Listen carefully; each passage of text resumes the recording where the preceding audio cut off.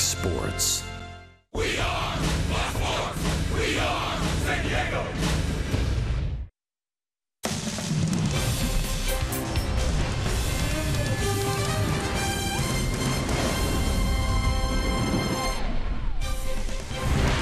We welcome you to Great American Ballpark in Cincinnati, Ohio, where earlier it was raining pretty hard as the fans made their way in as we get ready for Game 1 of a 4-game series between the Padres and Reds. The good news is the tarp is off the field. It appears we will start on time tonight from Cincinnati. Welcome inside the broadcast booth, everybody. I'm Don Orsillo, and welcome to Padres Baseball. Very sad news today here in Cincinnati as a gunman opened fire today in Cincinnati, shooting 5 people, 3 of which did die today. Our thoughts from the Padres family are with those victims and their families. As tonight we do play baseball from Cincinnati. We welcome in Mark Grant. And Mark, tonight the Padres have Eric Lauer on the mound, and Lauer's been very good lately and has already faced this Reds team already. Yeah, I think the scouting report pitching against this Red team will help Eric Lauer tonight. I think the one thing we got to keep an eye on is the glove side fastball into the right-handed hitters and down and away. He throws a nice cut fastball, not overpowering, although the ticks of the velocity have been up like the last maybe 6 or 7 starts. Last time against the Reds, see, that's the fastball in there. It keeps him guessing. He can go with the soft stuff down by the back foot, up and out of the zone.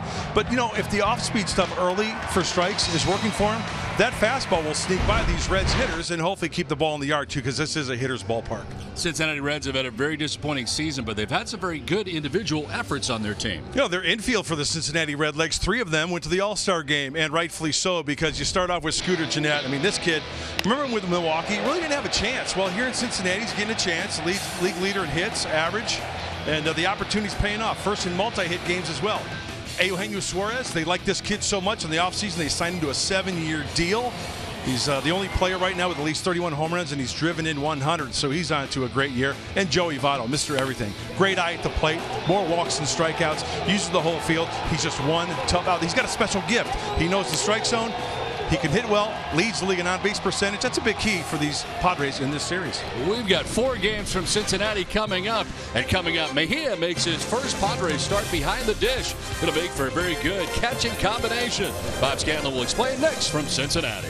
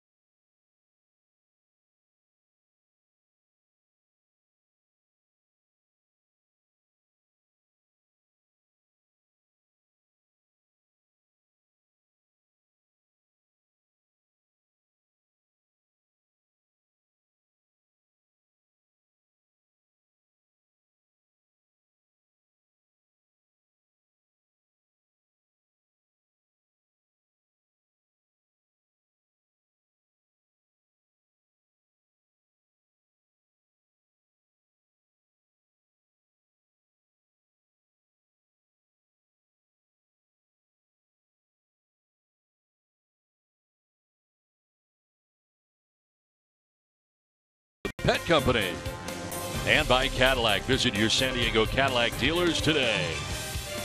It's the Padres and the Reds. We get ready for game one of the four-game series. Before we get it started, let's send it down to Bob Scanlon. Thank you, Don. Francisco Mejia will make his first start for the Padres today. Now, he did make his Padre debut a couple of days ago in Arizona in a pinch hit appearance, but tonight he gets handed the keys to the car, so to speak. He'll be handling this pitching staff all by himself. Now, the Padres have a #1 catcher in Austin Hedges who catches every day, so will there be enough opportunities for Mejia to show what he has here in the month of September? Andy Green sheds some light. He's going to get plenty of reps. I think it's for this month. Like, we're just going to go into this knowing we're going to split this thing up pretty evenly. And, you know, we don't want him looking over his shoulder if he has a bad game. Oh, shoot, I might not catch here again soon because Austin's doing really well. It's going to come back around for both of them. They're both integral parts of what we're going to do going forward. So we'll split it evenly and know that he's going to get at-bats. Even if there's a rough day for him or if there's a rough day for Austin, he'll come back around. Both of them will get plenty of at-bats. Look, Andy was not caught off guard by this. He purposely played Austin Hedges quite a bit in the month of August, knowing that he was going to get some time off now. So certainly plenty of opportunities for him to not only learn this pitching staff, but to learn the pitchers on the other side in the National League. Well, is Renfro ready for the Reds? You better believe it. He did some damage against Luis Castillo last time in June. It was a pinch hit, grand slam home run. He'll try to do some damage again today. Eric Lauer, Luis Castillo, Padres, Reds. First pitch coming up next right here on Fox Sports San Diego.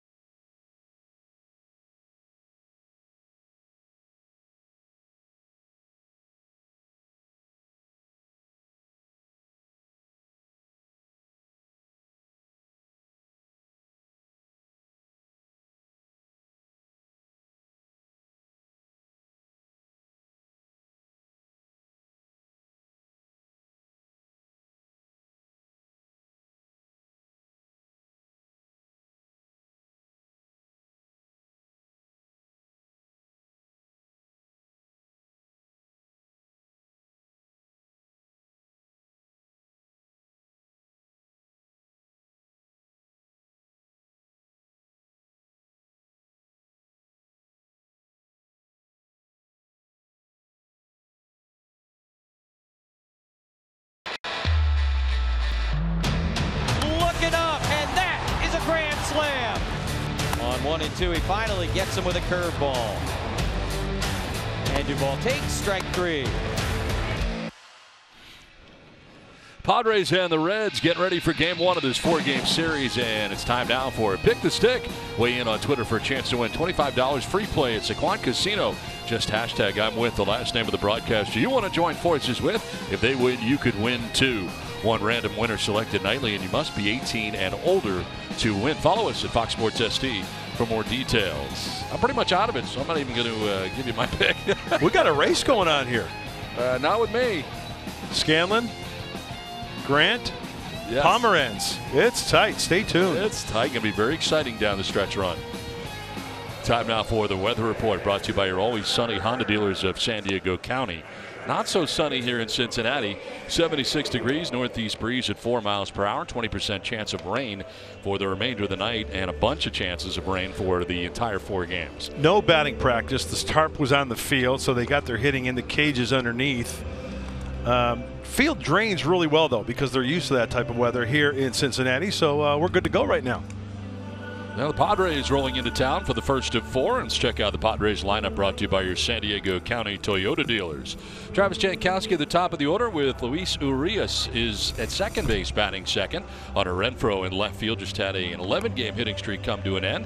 Eric Hosmer at first base. Will Myers at third. Franmil Reyes rolling right along with a 10-game hitting streak of his own. Francisco Mejia making his first start in a Padres uniform. Freddie Galvis at shortstop and Eric Lauer the pitcher. Bats out of the 9th spot. Luis Castillo on the mound had a very good season for the Reds. Yeah, this 25-year-old making his 28th start. Last time out against the Redbirds, 6 2/3, only 2 hits. He struck out 11. And you can see the fastball, changeup, slider. He really likes that changeup. That's a swing and miss pitch for Luis Castillo. Take a look at the defense behind Cincinnati Reds. Luis Castillo, brought to you by San Diego Cadillac dealers. Suarez, 16 errors at third base. He signed the 7-year deal. Peraza at short, Herrera at second, Votto at first. In the outfield, Irvin, Hamilton, Schebler, and behind the plate, Tucker Barnhart. Well, here we go. Top of the first inning, Travis Jankowski stands in, and the first pitch is fouled back and out of play. Well, Travis Jankowski leading it off, hitting at .259 on the year. 3 homers and 16 runs batted in.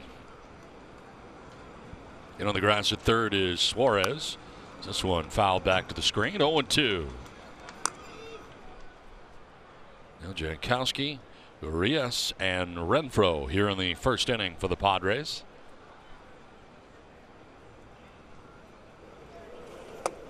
This is as small a gathering as we have seen yet this season, I think. Yeah, this. Would you agree? Yes, it has the feeling of like a. Did you ever go to a B game in spring training? Yes. It has that feel. Very odd as this one is fouled off down the left field line out of play. And it also has the feel of possibly one of those games that had to be made up because of a rainout. Yes. And it was like at a weird time. Instead of the night game turned to a day game. Correct. Sometime much later. Swing and a miss, and Jankowski strikes out as he goes lunging. Mentioned the changeup. Let's get a look. Well, Castillo, he's touched 98 against Jankowski, and he's got the changeup. And I'm kind of dating myself here, people, but there was a pitcher, a right-hander back in the day by the name of Mario Soto, and he had one heck of a changeup as well. And it looks like Luis Castillo, same arm action, same arm speed as the fastball and the changeup. That's why he gets a lot of swings and misses. He'll mix in a lot of his other pitches as well. The 4-seamer, the slider, the 2-seamer. But there's the pitch to finish off Travis Jankowski for his first strikeout. Urias taking a strike. 6 for 31 so far in the big leagues. We take a look at strikeouts via the changeup, and Castillo at the top of that list.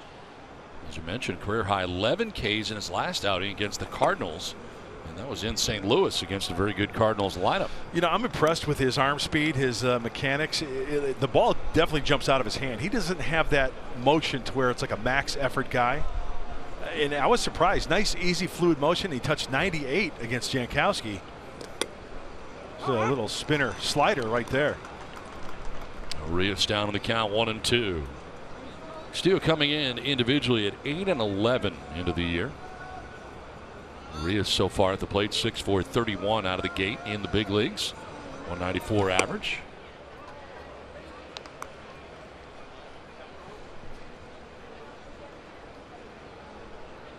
Outfield straight away here on Urias.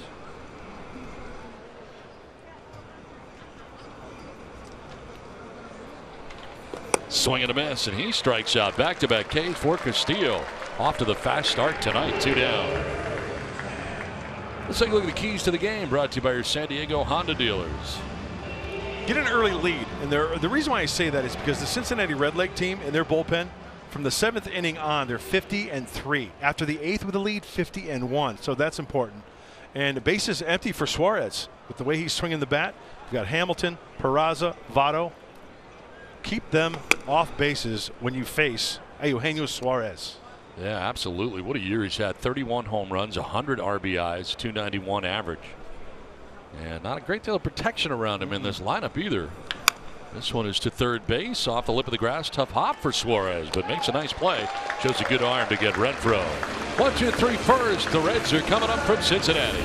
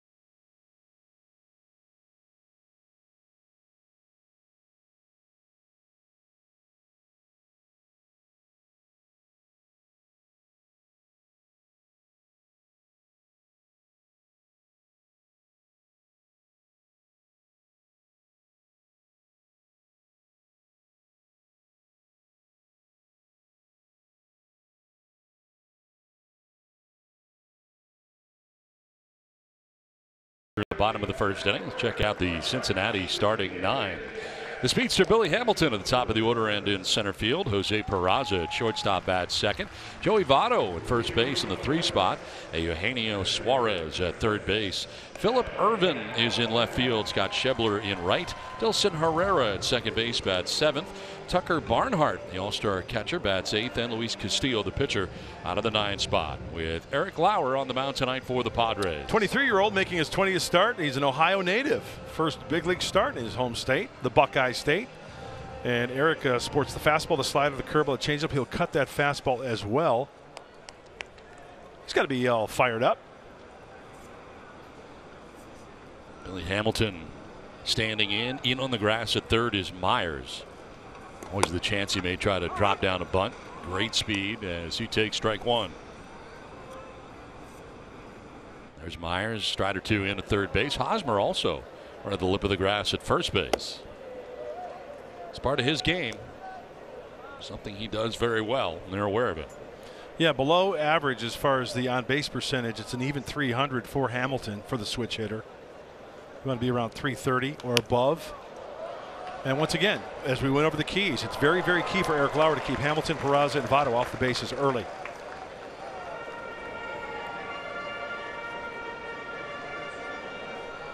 Hamilton hitting at .239 coming in on the year. Fouls it back, stays alive here as it hangs at 1-2. The Padres' last game, they lost to the Diamondbacks 6-0, being shut out. They're now 5-11 against the Diamondbacks in the season series. See them again to finish the year at home. Softly grounded, Myers will cut it off, throws on the run, and in time. Billy Hamilton retired, 1 away. Take a look at the defense. We just saw Will Myers at third base. Francisco Mejia getting the start. He'll be putting down the signs for Eric Lauer. 1 error in 577 plus innings as a catcher in the minors this year. He'll be looking out at Myers at third, Galvis at short, Urias at second base, Hosmer at first. In the outfield, Hunter Renfroe in left, Travis Jankowski in center, and Franmil Reyes will be patrolling right field for the Padres. Brought to you by your San Diego County Ford dealers. 1 down here in the first inning. Jose Peraza goes to the backstop. Getting a piece of it was Mejia. It's going to be interesting to watch this too. They have worked together before. Mejia caught Lauer as part of his rehab in the minor leagues, so they at least have worked together. But this is going to be a process for Francisco Mejia really to get used to the new pitching staff. In the rehab assignment and also in the bullpen, the starting catcher will go down to the bullpen and catch like the last 10, 15, whatever the case may be for Mejia, to get a look at the pitches, get a look at the delivery, the arm slot. So these guys are such good athletes. Mejia is a darn good athlete. I don't think it should be too big of a problem for Francisco catching Lauer this evening. Popped up, foul ground, back comes Mejia, but he won't have a play. A lot of times when catchers come to a team for the first time, it's in spring training and they have the chance for virtually 6 weeks to catch everybody and get a feel for the staff, but here kind of learning on the fly. Spring training is, I would rather have an overload in spring training of your guys who are in the minor leagues to catch your big league guys, because the big league guys are going to have their plenty of time in spring training, of course, during games and stuff. But if you know you're not going to get a lot of time in the major league games, I think it's a good thing for the minor league guys to catch the big league guys, get used to them quickly. 2-1 fouled off to the right, out of play. And I'm sure a lot of dialogue as well. I'm sure that Francisco got a heads up that he was going to catch. Eric Lauer knew his slot in the rotation, so they're probably talking in the clubhouse. They have their meetings with Darren Balsley. Andy Green said before the game that when relievers start coming in, Darren Balsley in between innings will give an update to Mejia as to what they like to throw. Sure. And give them a little scouting report on the guy who's going to be catching. Down to third under the glove of Myers very quickly. Renfroe over to play it. Heading for 2 is Peraza. Throw is going to be in time if he held on to the baseball, and he did. Nice throw from left field from Renfroe, and they gun down Peraza. Testing the arm of Hunter Renfroe. Not wise. 2 down. Well, after it's all said and done, that's out number 2 for Cincinnati as this ball got by Will Myers. And the word around the league is that Hunter Renfroe does have that strong arm. Accurate throw also. Boy, that ball beat him big time. I think that was a ball Will could have gotten in front of also. Kind of played it off to his right a little bit, trying to go with the backhand. But that runner is erased, so 2 outs for Eric Lauer. There's Joey Votto, kind of a down year for Votto. Just a .283 average coming in. The perennial all-star, 9 homers, 57 runs batted in.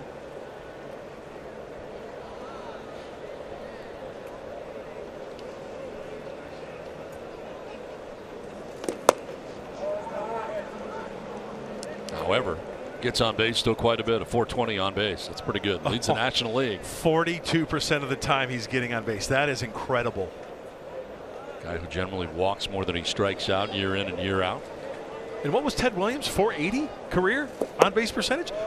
Nearly 50% of the time, Ted Williams got on base. It's incredible. There you go. 2 first basemen were huge for both of their teams.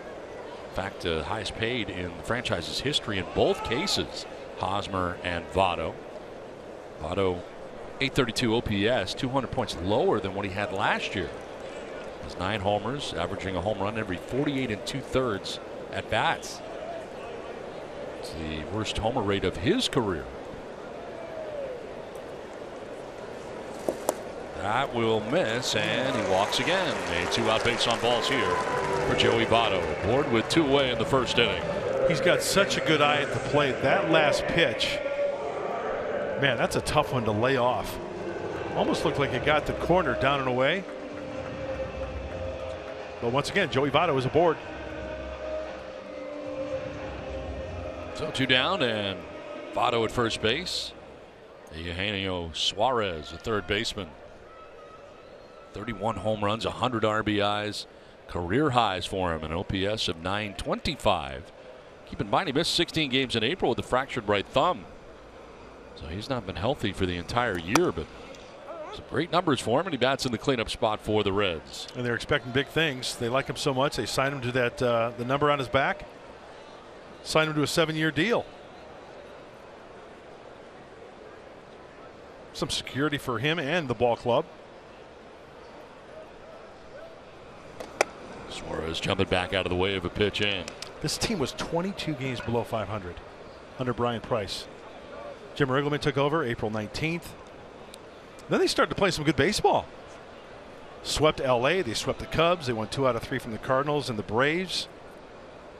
3 out of 4 from the Phillies. Jim Riggleman, of course, the former Padres manager. What do you remember about his time in San Diego? I'm a big fan, by the way. I was gone when Jim took over, but I was in Iowa with the Cubs when Jim was managing the Cubs in 1995. And you know how the word around baseball, it's a fraternity. Word travels, right? Not a bad thing said about Jim Riggleman. The guy knows the game. He came up in the Cardinals chain under Whitey Herzog. So, you know, if you're going to learn from one of the best, I think Whitey Herzog is one of those guys to learn from.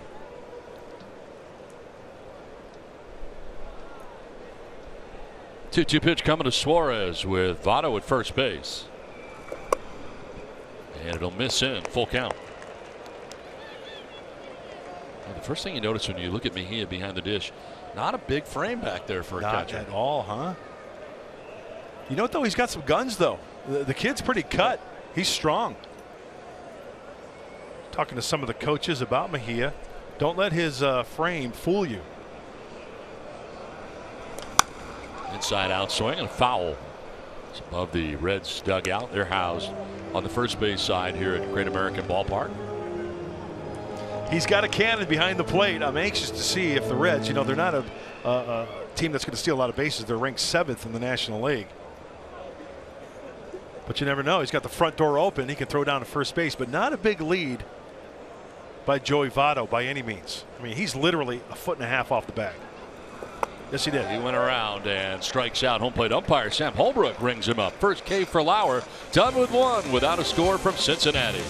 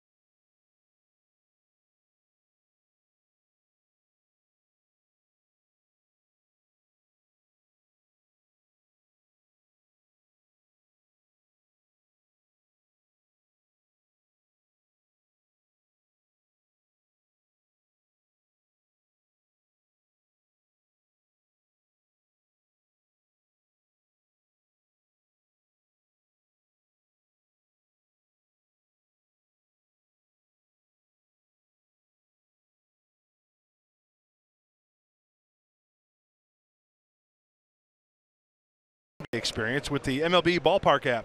Access and manage your tickets, enjoy check-in offers, exclusive content, and much, much more. Download the MLB Ballpark app today. Now we head to the second inning back in Cincinnati. Eric Hosmer, Will Myers, Franmil Reyes scheduled to bat here against Luis Castillo. Hosmer's had success against Castillo, 3 for 3 in his career prior. 250 average, 13 homers, 56 runs batted in. Castillo struck out 2 in the first inning, got a ground out.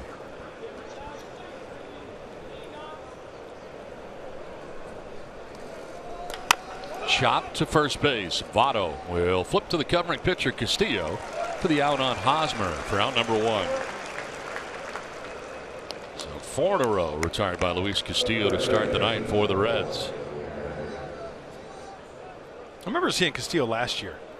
I like what I see. Sure of himself. Good poise on the mound. Free and easy delivery. One down here in the second inning. Will Myers 2 for 3 against Castillo, including a home run.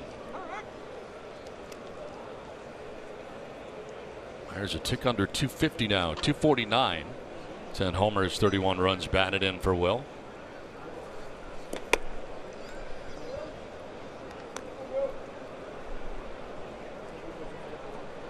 Lights are on, cloud covered at the moment. There's a rainbow out there in right center. Very nice. This one fouled off to the right, out of play. It's raining here for much of the afternoon. Batting practice canceled for both teams. Light off there to the distance. To the right, some blue skies. Dark skies to our left. Looks nice over Kentucky. Right across the river. There's that changeup. Sometimes Castillo will work underneath that changeup, work to the side of it rather than staying on top. When he stays on top of it, it's got some depth to it.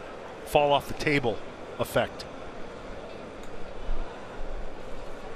Swing and a miss, and Myers strikes out. Third strikeout for Castillo, 2 down. This time now for the Kia drive to success. Well, Franmil Reyes coming up with a nice hitting streak. 10-gamer for Franmil during that time. 12 hits, 438 average, slugging percentage at 1,000. 6 homers, 10 RBIs for Franmil Reyes. Bats here with 2 down. Bases empty in the second inning.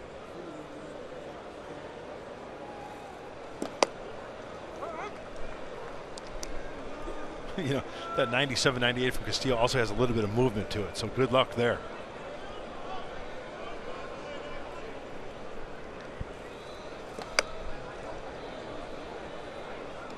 And he will throw to righties and lefties alike. It's not like he's just got one certain pattern. I can only throw this against lefties. Nope, not the case.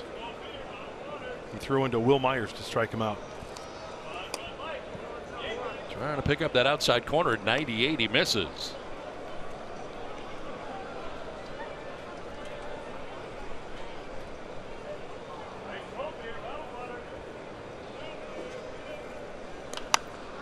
Fouled off to the right, out of play. Castillo has retired the first 5 that he's faced in the game. 3 by way of the K. 2 groundouts.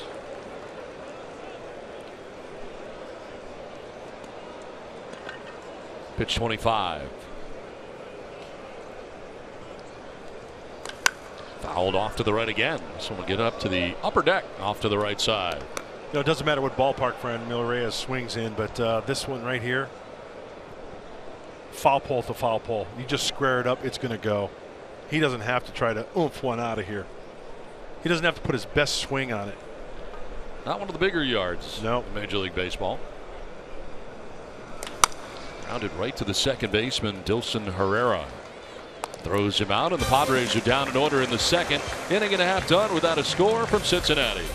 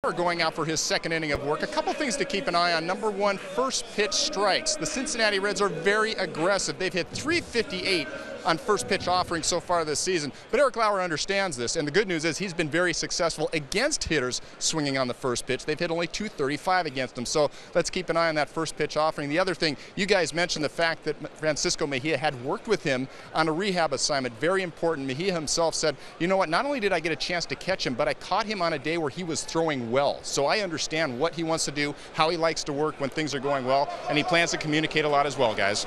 Yeah, there's a nice play here by Mejia, racing over to make the catch in the air on Phillip Ervin for the first out. Nice athletic play right there. Yeah, no time to get rid of the mask. Right out of the crouch, he's got an eye on it, and there you go. Big out for Eric Lauer.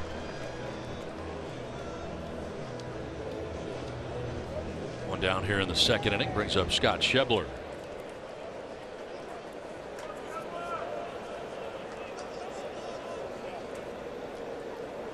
Scan, what was it like working with a new catcher you'd never worked with before, especially like this time of the year? All of a sudden you're working with a guy you've never worked with before. Big deal, not big deal? Yeah, kind of a big deal from two standpoints. Obviously, the catcher is trying to understand you, and not just what you like to work with, but also understanding what may not be working with you on a given day. But the other thing was, it took me a little while sometimes to get used to how he set up his mitt. And, you know, it's just that communication thing that you get over time where just by the way that you look in, just by the way that he gives the signs, just by the way that he sets up, it's sort of communication with each other. So sometimes it would take a little bit longer than with other guys, but hopefully by an inning or two you sort of get that feel. Mud, did you have any problem getting locked in with guys? You know what, Scan? You hit upon your last point, the setup for a catcher. You are so tuned into your guy that's catching every fifth day, right? Or even as a reliever, your main catcher. You're used to putting down the signs, the cadence, the way he sets up, the target. And I got a story. I threw to Benito Santiago quite a bit when I came over to the Padres, his rookie season. And Bruce Bochy was still with the Padres then. And I remember getting a start where Boch caught. I hated the way he set up behind home plate. It looks like he gave his target would look lazy. The way he set up was totally different than Benito. And like Bob said, it messed with you psychologically a little bit. You better get in tune quickly, because you know what? Don't blame the catcher the way he set up. It's all on your plate.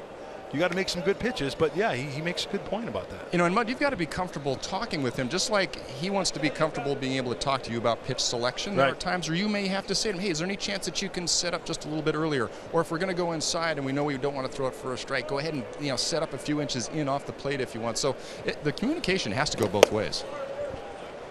Schebler strikes out. Second strikeout for Lauer.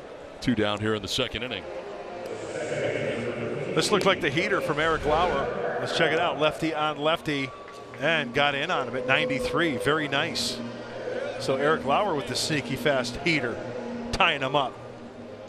So what are you saying about Boch exactly? Everything was a little slower. Yeah, I just didn't like the way he set up. The target. Yeah, everything. It was like slow. He didn't care. Two down in the second inning. He would like just, first of all, his one knee, I mean, it would be lower than the next, and like he just give the signs like he didn't care. And then he would, you know, pat the glove and set up and just kind of like give the half, you know what, target. Yeah. I can see it. I can picture it. And then his glove, you could be throwing 98 and it sounded like you were throwing a ball into a pillow. It didn't have that pop. Nothing. And it just crushed your ego when it came to your fastball. That's funny. Now Lauer's got two outs here in the second inning. Dilson Herrera batting for the first time. And taking strike two, evens up at 2-2. Lauer got Irvin to foul out. Schebler struck out. 2 Ks for Lauer so far. 2-2 pitch. And a swing and a miss. Gets away briefly from Mejia, but he applied the tag for the out. It ends the second inning. 3 Ks for Lauer. Scoreless through 2.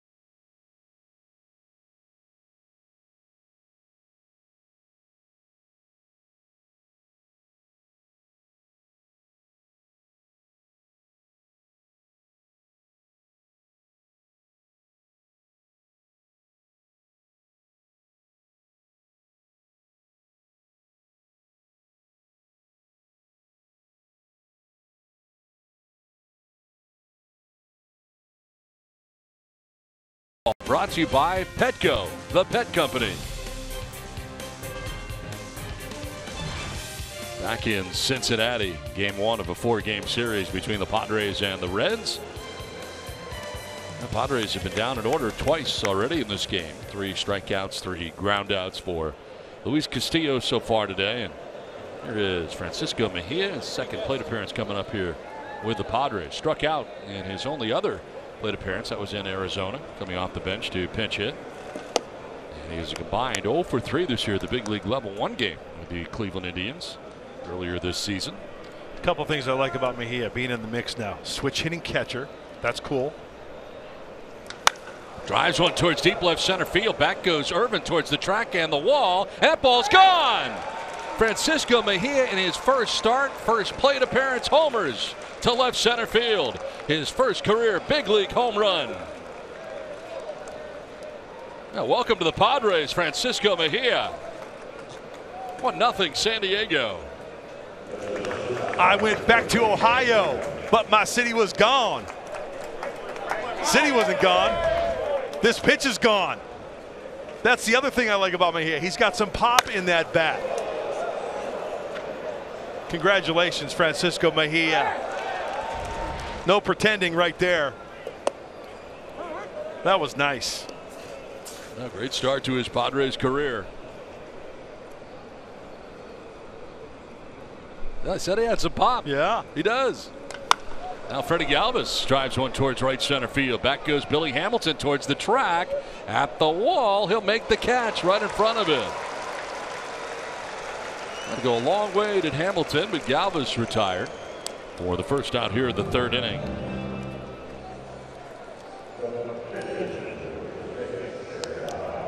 You can smile, Francisco. There you go. Just hit a big league home run. His home run went 395 feet. Tail of the tape. What was the launch angle? 28. Nice. Eric Lauer 2 for 24 at the plate this year for San Diego. 83 average. First big league season.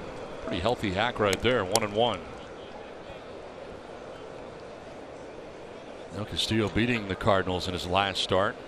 Allowed only 2 hits and 6 2/3 scoreless innings. It was a 4-0 Reds blanking of the Cardinals. As I mentioned, a career best 11 strikeouts in that game. Reds have won 6 of Castillo's last 10 starts.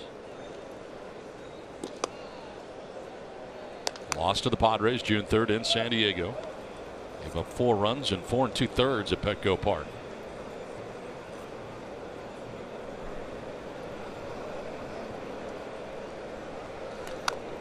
Well, I think if these Padre hitters are going to get that fastball, sure it's 96, 98 with a little bit of movement from Castillo. If they're going to get it in the hitting zone and it's going to be hittable, they're going to hack at it to avoid that little slider. If he throws that in a nice place, very effective pitch, and of course that swing and miss changeup that he possesses. Shot back up over the mound towards short. Peraza coming in and on the run. They'll throw out Lauer for the 2nd out of the inning. So 2 down here in the 3rd. And that'll turn the order over for the Padres. Travis Jankowski coming up.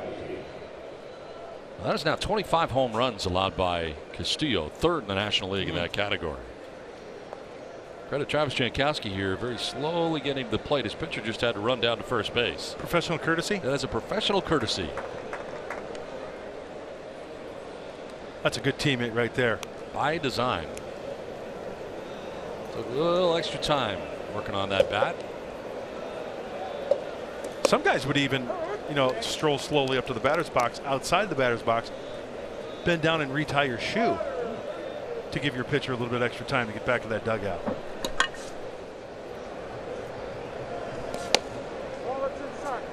Travis struck out swinging in the 1st inning. 1 of 3 strikeouts for Castillo so far. Who's been touched by a home run here in the inning. Francisco Mejia. Jankowski pops it a foul off to the left out of play.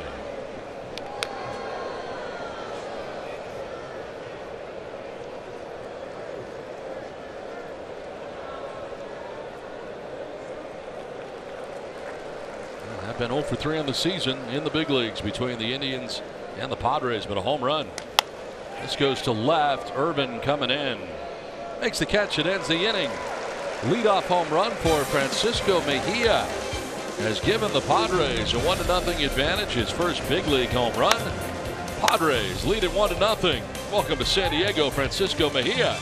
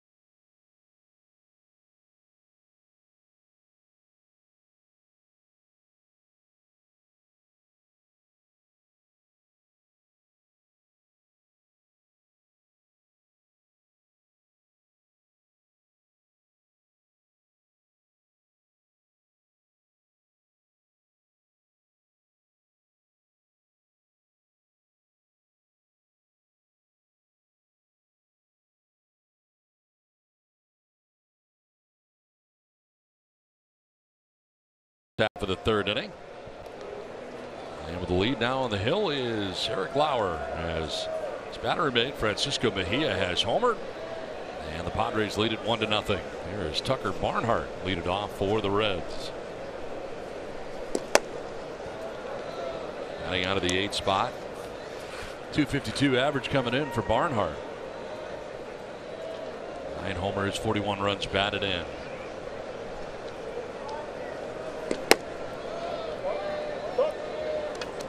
There's an 8-game hitting streak here at Great American Ballpark coming in. Overall hitting safely in 7 of his last 9 games.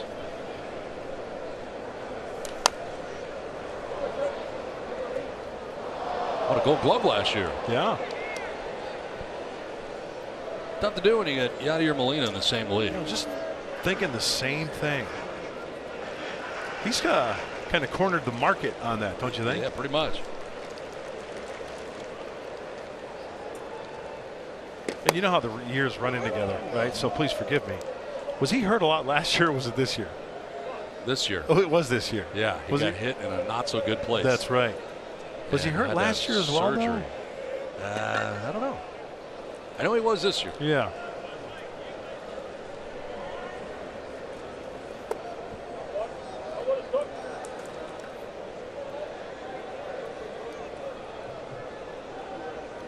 Came only the 3rd catcher in Reds history to win a Rawling Gold Glove Award, joining Johnny Bench. Let me guess the other one. Dan Billardello. Johnny Edwards. Remember Johnny? Johnny Edwards was here in '63 and '64. Huh. Yeah. And then the other guy who was pretty good. Yeah, he was.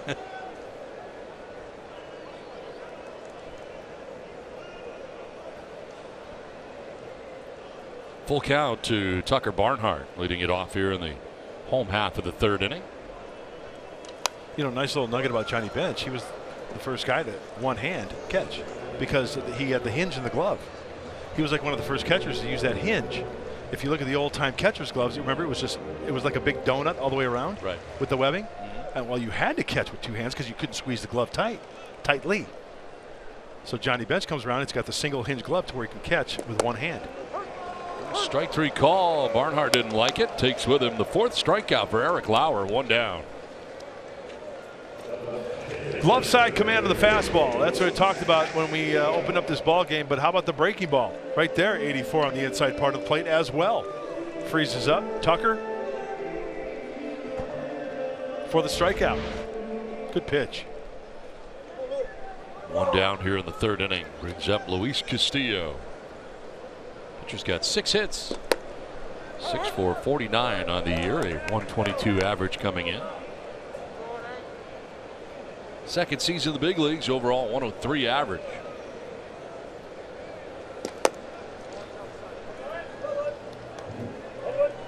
Eric Lauer, the Ohio native, making his first big league start in his home state.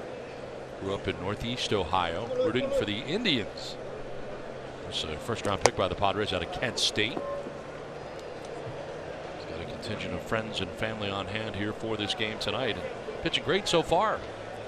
You know, the adrenaline's got to be pumping. I mean, you talk to major league players, they go back near where they grew up, and the adrenaline's got to be pumping. Beat the Reds back on June 2nd. That was in San Diego. 1 run in 5 innings.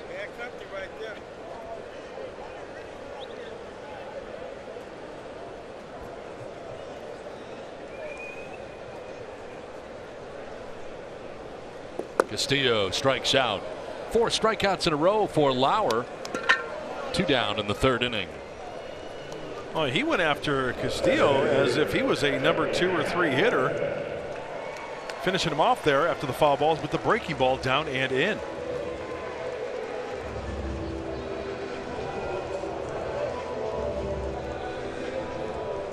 Two down in the third. Billy Hamilton coming up. 11 hits last 9 games. Get the breakdown for him in those 9 games. Only 1 hit so far for the Reds in this game. Single for Jose Peraza in the first inning.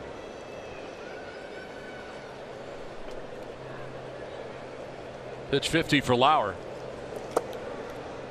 Ball's behind, 2-0. And on the grass at third is Will Myers.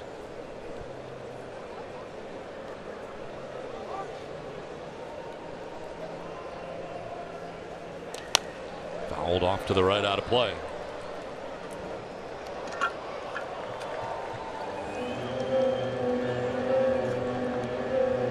Five strikeouts, 1 walk so far for Lauer. Working with 2 down here in the third inning, right now in a stretch in which he has retired 6 in a row. Ball's behind, 3-1. Didn't go. DJ Rayburn umpire at first base tonight. Not much of a breeze here tonight. Flag's pretty still out there. If anything, a little bit from left to right, but not much. Yeah, it's kind of a, you know, that rain kind of cooled things off a little bit because when we got to the yard, it was warm. Close, but foul. Right around the bag at third, but foul. Yeah, it was a little on the sticky side before the rain came through. Yes. A pretty good rain shower. Batting practice canceled here for the teams. Although the Padres did have early BP. Andy Green was saying with the weather report scheduled the way it is this weekend, maybe the only time they take BP on the field the entire series. We'll see. That is strike 3, and Lauer strikes out the side. In fact, it's 5 in a row for Lauer. His 6 punch-outs. 1-0 Padres.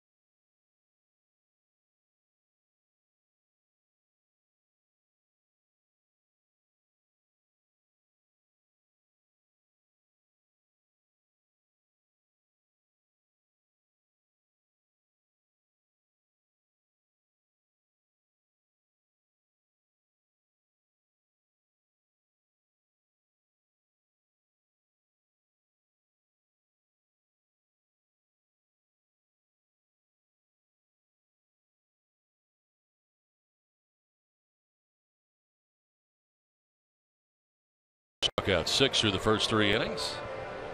As we play along here to the top of the 4th inning, it's time now for our Valley View Casino trivia question. Eugenio Suarez, 100 RBIs this season. Who holds the Reds record for most RBIs in a single season? Tweet us your answers by the end of the inning using hashtag Valley View Trivia. First of all, I love trivia, and secondly, I got to go with my man Tony Perez. You thinking Big Red Machine era? It was an RBI machine, Tony Perez. As good a guess as any. Yeah.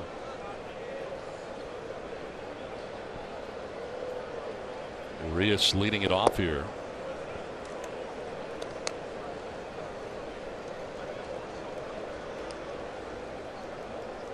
Some good teams right there, huh? Big Red Machine. Back to the mound, and Castillo fields and throws for the first out of the 4th inning. Urias retired.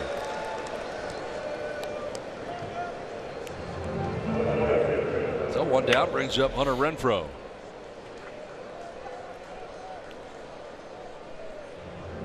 Renfroe grounded out to third base in the 1st inning, 0 for 1. 16 for 15 last 12 games for Renfroe. Mentioned the hitting streak he had that just came to an end in Arizona. Oh, that was a cut right there. Oh my goodness, he had one thing in mind. This swing had upper tank written all over it. See if he can cut down here now.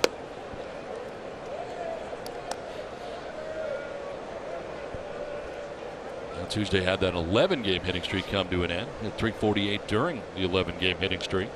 So for 4. Now he drives one to left field. Back goes Urban onto the warning track at the wall. It's gone. A home run. Hunter Renfroe with his 20th home run of the year puts the Padres on top 2-0. 2 solo shots tonight for San Diego. The most recent belongs to Hunter Renfroe.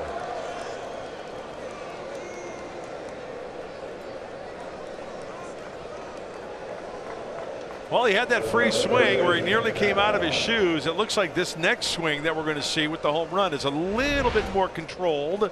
Let's take a look. Oh, it was a breaky ball too. Speeds up his bat in the zone. Connection, launch angle, home run.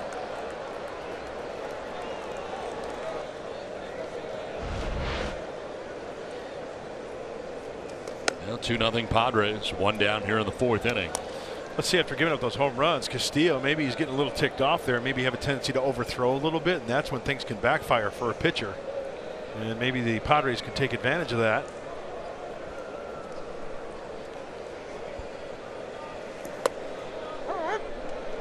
Hosmer grounded out to the first baseman Joey Votto in the 2nd inning, 0 for 1.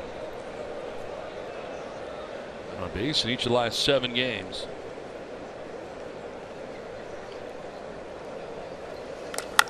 Lines it towards right center field, and that'll get in for a base hit. Billy Hamilton cuts it off. Hosmer with a wide turn at first, but he'll get back. Wisely so. A 1-out single for Eric Hosmer. Like to see multiple hits back to back, right? Home run, single. Now leave it up to Will Myers. Hopefully the Padres can put a crooked number up. That was one of my keys of the game. Get the lead and get it early because of the bullpen for this Red Leg team. 7th, 8th, and 9th. They've got a good record. After the 7th, 50 and 3. So these Padres need to add on early. Hosmer now 4 for 5 against Castillo in his career. As Myers takes strike 1. He locks in on Castillo.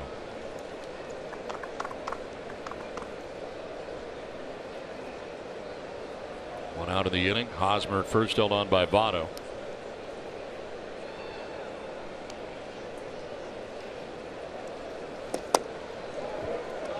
Close pitch. Called the ball. 1-1. Urias started the inning. Grounded out. Renfroe homered. Hosmer with a single.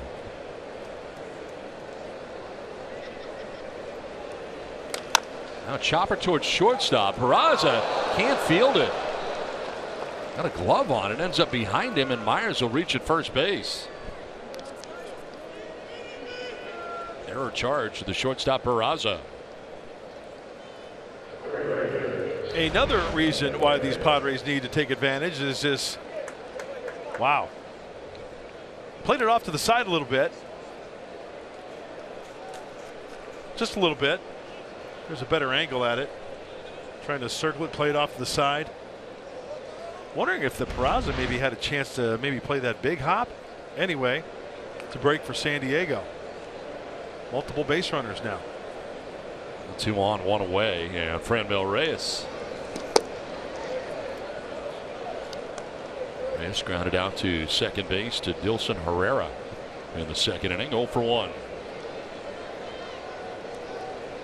261 the overall average for Franmil.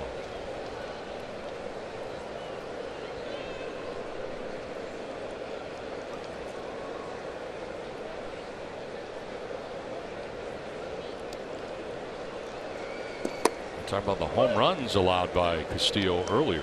It's now 26 on the year allowed by Castillo. With Renfroe's homer here in the 4th. It's a lot of long balls. Now 26, correct? Third most National League. And you look at this division, right? Wrigley, Milwaukee, Cincinnati, St. Louis. Ball has a tendency to fly, right?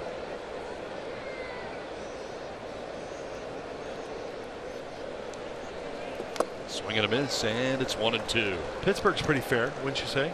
I would say so. I think St. Louis is fair, but you talk Wrigley, Milwaukee here. Especially with the wind blowing out at Wrigley. The most home runs allowed this season. As a team, the Reds struggle in that category. Over 200. Ouch, man.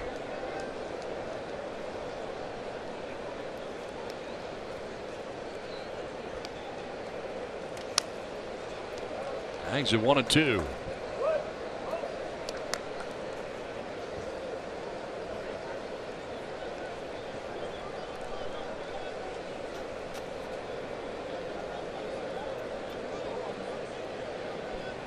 Now during the 10-game hitting streak, Reyes hitting at 400. 12 for 30 during that time. Grounded out his first time up tonight, so he's not extended it yet. 2-2. That's a good eye right there by Franmil. Looked like it was a changeup. And you know, I talk about pitches being low that split the heart of the plate like that. I think that's one of the toughest pitches to lay off. But he does a good job to get another pitch to look at here. 2-2. This one down the line at third, foul. You know, it seems like in this stint that he has been far more selective. He has, in this stint, been up since August the 4th. And has a 372 on base percentage, 316 average. But I just think that he's been more selective. Yes. And as a result, got himself in better hitters counts. I couldn't have said it any better. Nicely done, Donald. First time up, very aggressive. But probably trying to prove a lot. But he's a big leaguer first time up. Fairness to him. Swing and a miss this time, and he strikes out. Very frustrated as he breaks the bat over his knee. That's a frustrated Franmil Reyes right there as he strikes out. 2 down. Well, Franmil knows that he swung at a pitch out of the zone. This was the slider from Castillo, and you know what? I like the intensity. He's ticked off at himself. He knew that he swung at a bad pitch, breaks it on the ground, and then over his knee. It's going to happen. And it's all about next time making an adjustment. Let's see if he makes that adjustment next time up.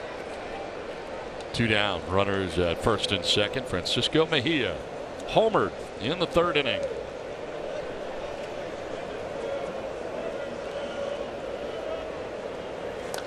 Drives one to deep right field. Francisco Mejia hits a 3-run home run. His 2nd home run of the night in his first start in a Padres uniform. You got to be kidding me. Outstanding from Francisco Mejia. Welcome to San Diego. That was a blast to right. Good things come in small packages. Don't let the frame of this kid fool you. We mentioned it earlier. Don't judge a book by its cover. Down and in, drop the head, see you later. Nearly into the Ohio. First pitch offering. Wow. Opposite field pop, pull side pop.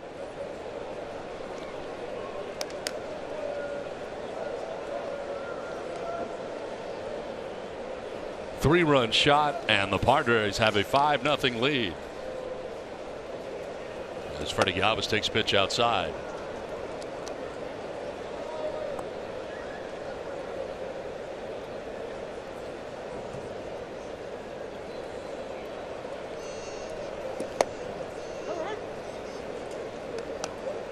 The second one, 387 feet, the tail of the tape. I don't went further than that. 1-2 pitch inside. Galvis batting for the second time. Took one to the warning track in the third inning, but Billy Hamilton made the catch in center field in the third.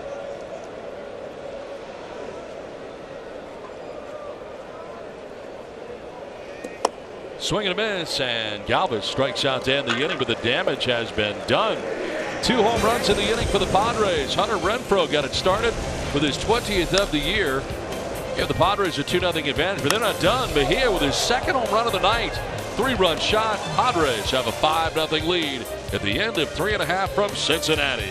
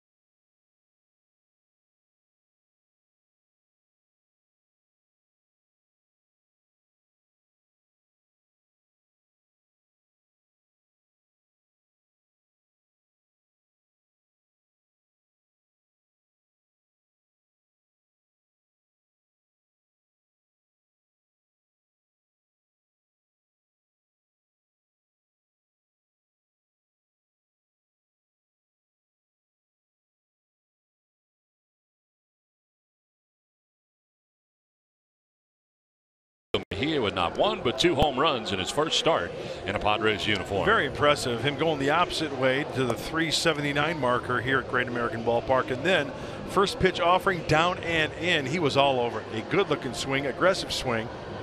Pop to all fields to go along with that cannon of an arm he's got behind home plate.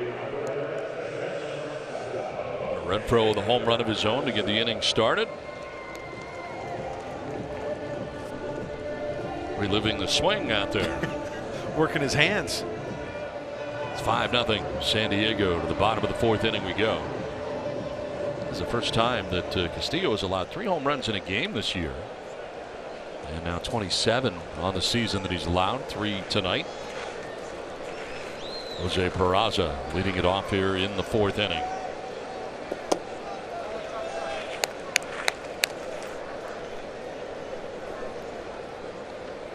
Most plate appearances per strikeout. 1 every 9.5.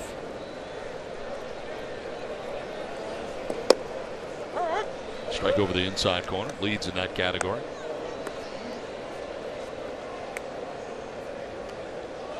Shutdown inning for Eric Lauer, huh? Wouldn't you say?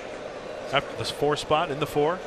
Been shut down pretty well tonight. Yeah. Grounder past Myers down at third base into left field. Renfroe will get it back in, but Peraza aboard at first base. Myers was in on the grass, got to him pretty quickly, but could not come up with it at third base. A base hit.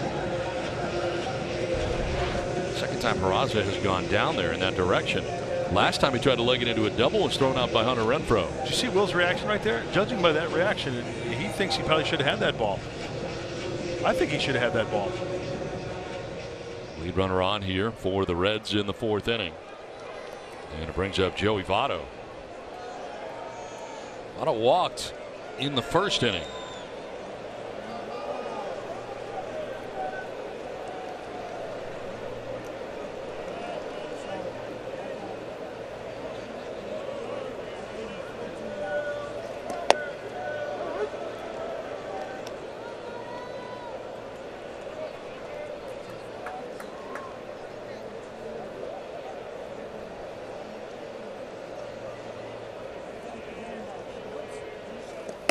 Okay, we know how good of a hitter Votto is, right? And in this situation with the 5-run lead, now go right after him. You can't afford to walk a guy. You don't want a guy to have come to the plate, multiple base runners on, hit one out. Next thing you know, it's 5-3. You know, Votto's going to get his base hits, right? But you make a good pitch. If you could put it on the ground, maybe double him up. But the bottom line is no free passes right here. So hard because you got to throw him strikes. Yeah. He's such a great knowledge of the strike zone, obviously. Reason for all of his walks. And believe me, Darren Balsley goes over the reports, you know, with a fine-tooth comb. He knows how he wants his pitchers to go about pitching to Joey Votto. It's about executing the pitches, and right now Eric's working himself into a hitter's count here, 3-1. Been a down year, though, for Votto, as you mentioned, 283 average. 9 homers, 57 runs batted in. He's grounded into 15 double plays. He leads the Redlegs. I'm sorry, he's in 2nd place to Suarez with 16. Swing and a miss, full count. Time now for the AARP take on Joey Votto versus the Padres. Team that he has hit very well over the years. 320 batting average against San Diego. 9 home runs, 31 runs batted in, 64 games against San Diego. That's with the lead runner on and Peraza at first base here in the bottom of the 4th inning. Nobody out.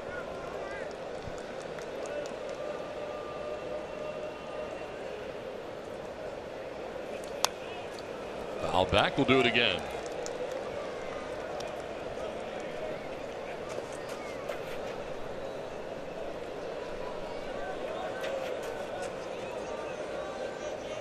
Playing for him to go the other way in the outfield. Travis Jankowski over towards left center field. Infield about straight up, though.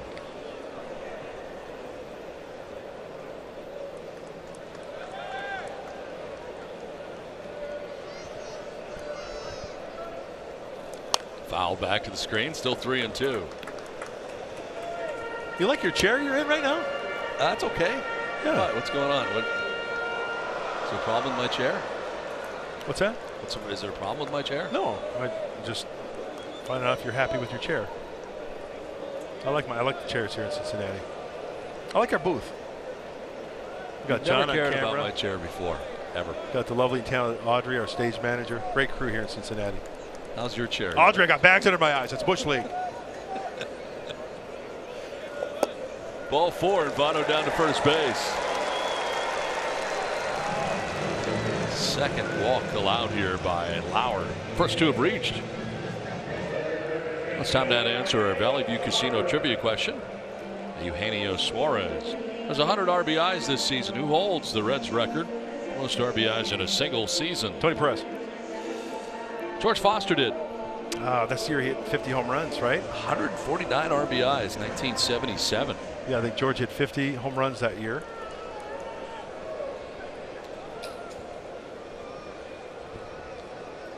Two on.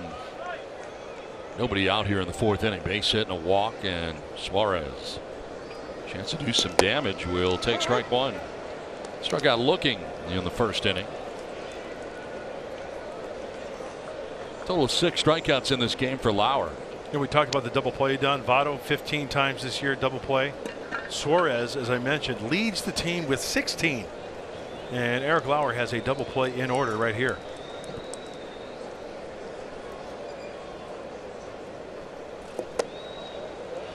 100 RBIs for Suarez. And that ties him with Javi Baez of the Cubs, both with the hundo. Trevor Story in the mix, had 3 home runs last night, including one that went almost 500 feet, or did go 500 feet. Yeah.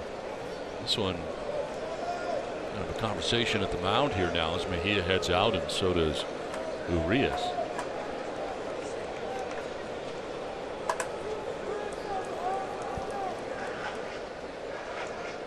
These two getting to know each other. Andy Green likes what he sees so far tonight. Padres have a 5-0 lead.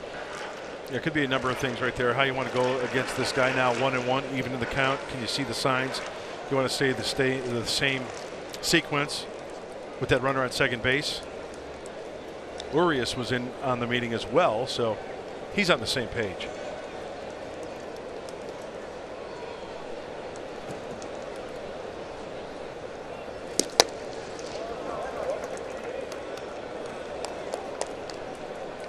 Peraza's single to left to begin the inning. Votto walked for the second time. First and second, nobody out here in the Reds' 4th inning.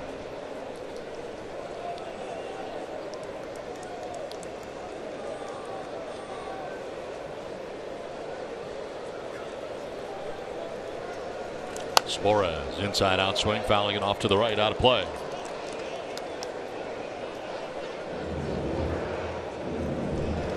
George Foster had 52 home runs that year in 1977. That's a good year in the big leagues. You know who won the World Series that year?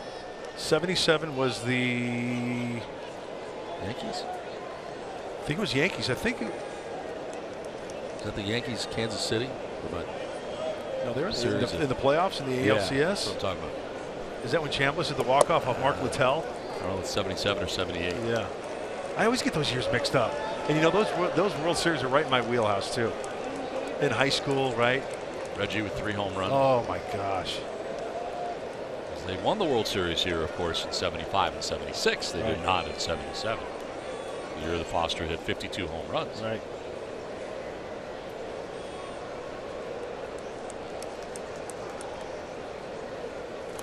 Foul back, still 3-2.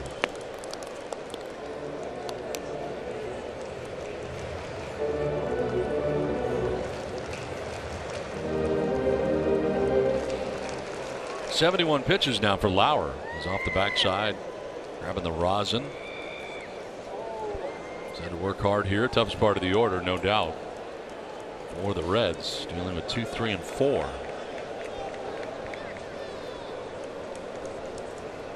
Yankees did win in 77. Yep.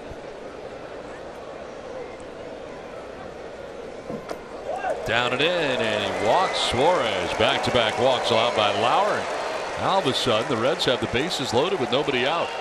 Yeah, Eric Lauer walking the tightrope right here, and Darren Balsley's going to run out and have a visit with the left-hander.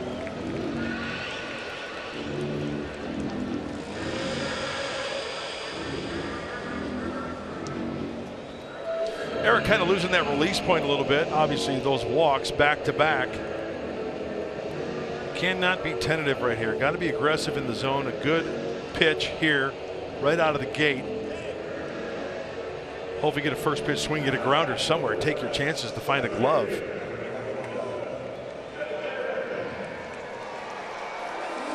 Bases filled with Reds, nobody out. Philip Irvin coming up. Foul down to the catcher Francisco Mejia in the second inning. 0 for 1.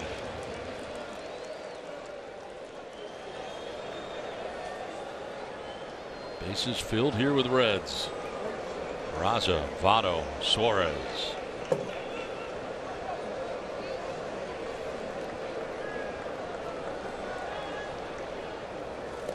Swing and a miss, jumping on that first pitch. Fastball from Lauer. A second time through the order now for Lauer. First time through, he struck out 5 of the 9 batters that he faced. Struck out Hamilton in the third, but single and back-to-back walks here in the bottom of the 4th inning now. Nobody out.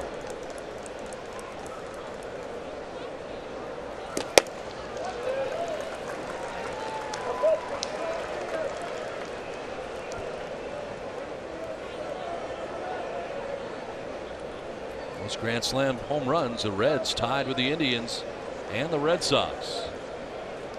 Two Ohio teams.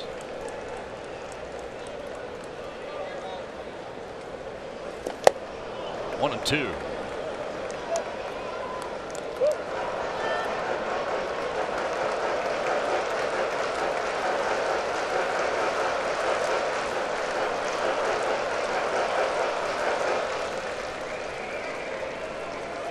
.75 pitches now for Lauer. Still nobody out in the fourth inning.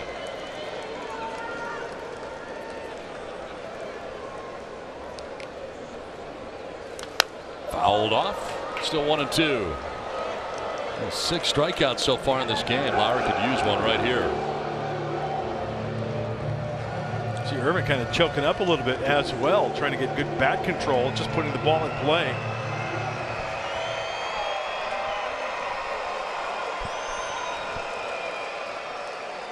Like to see that.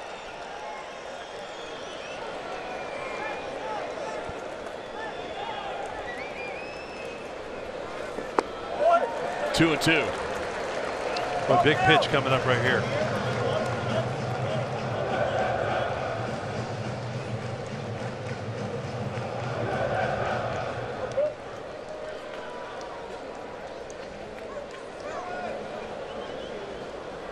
Lauer's only given up 2 hits. Both to the same guy, Peraza in the first inning, and again here in the fourth inning. That's what got started. That swing and miss pitch would work quite nicely right here, and then you get 1 out, then a double play to get out of this jam. Full count and no place to put Irvin. Backed himself into a corner here.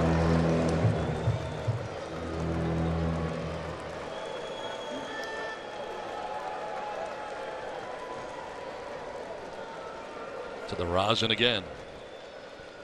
Slowed it up here with men on base.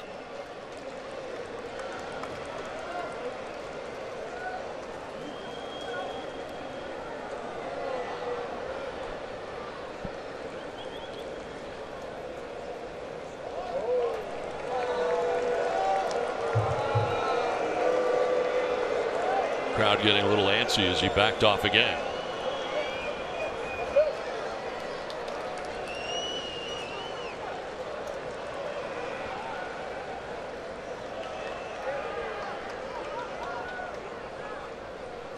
Swing and a miss, and he struck him out. Big strikeout right there, and a 92-mile-an-hour fastball. 7th strikeout for Lauer. Needed that. There's that swing and miss pitch that Eric Lauer was looking for, and he challenges him with a fastball right down the middle, belt buckle high. 1/3 of the way there for Eric Lauer. Now that ground ball right here will work quite nicely.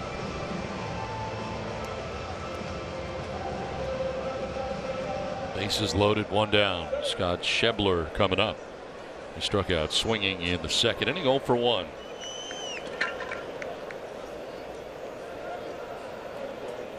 Schebler's only grounded into 4 double plays this year. Going into this game, 306 at-bats.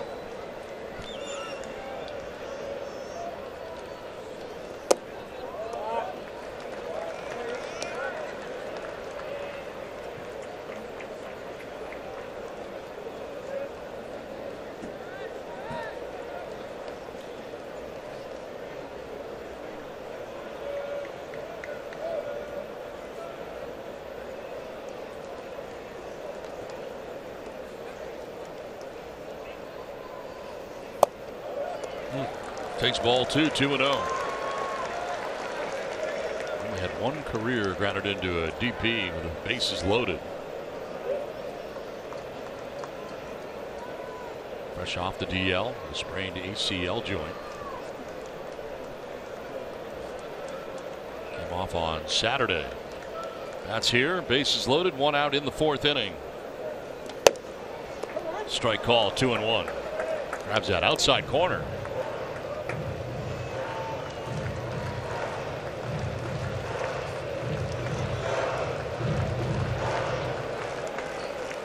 Raza at third, Votto at second, Suarez at first. 1 out in the Reds' 4th inning.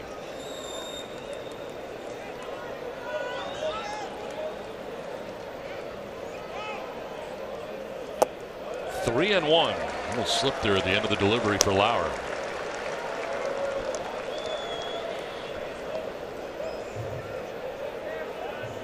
Well, he threw the fastball by Irvin.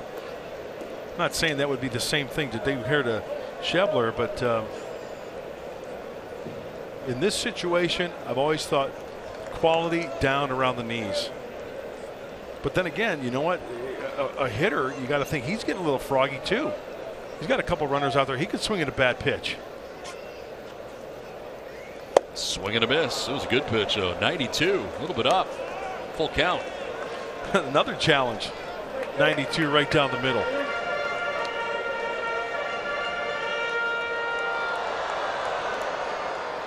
Some action in the Padres pen for the first time tonight. Robert Stock is first up.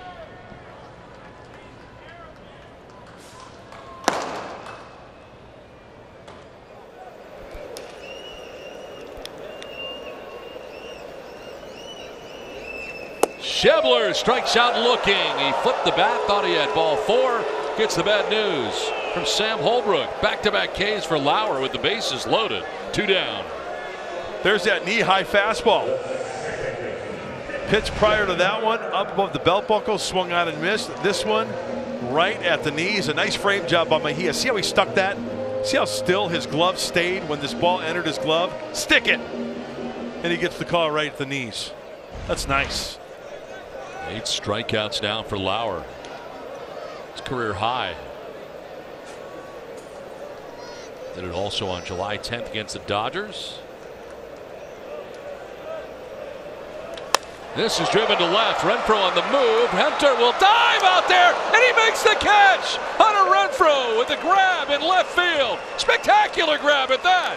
Hunter Renfroe laying it out with the bases loaded. What a catch by Renfroe. Wow. Hunter Renfroe, the bases loaded. Still 5-0. Lauer loves it.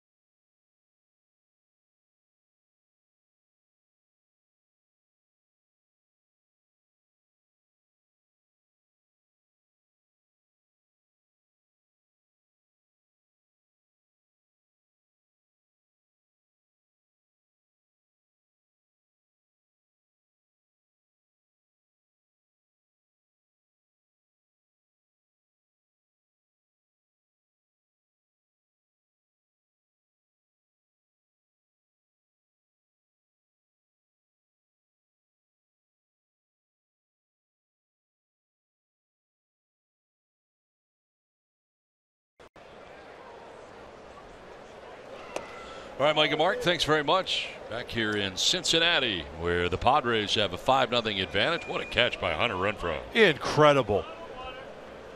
I did not think that Hunter Renfroe was going to get to that baseball. You talk about clutch pitching and clutch defense. Hunter Renfroe picking up Eric Lauer. It's worth another look.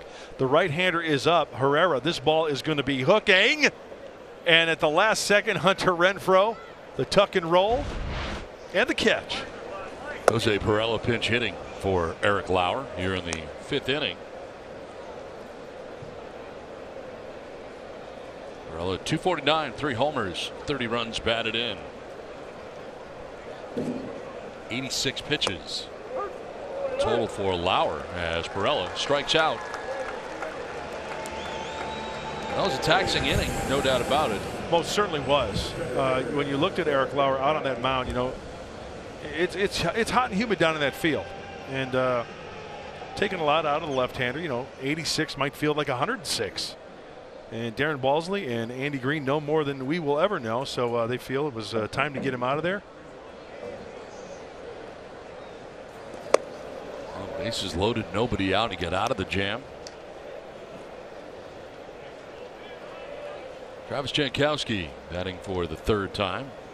Struck out and flied out. Now grounder back up the middle into center field for Jankowski. On for the first time.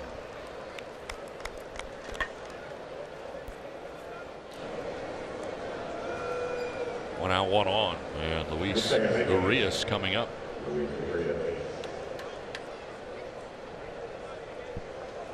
Urias has struck out swinging and grounded back to the mound. 0 for 2.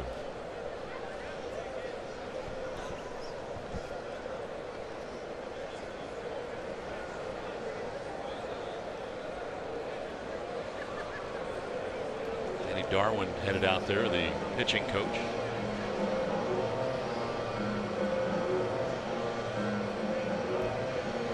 First visit out there for him. Oh, Danny Darwin, wow, taking me back.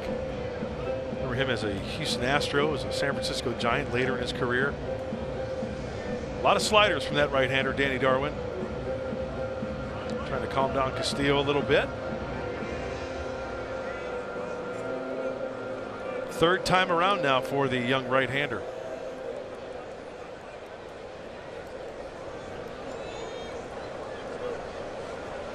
Third time he has faced Urias. Meanwhile, action in the pen right now for the Reds for the first time tonight. 1 out, 1 on.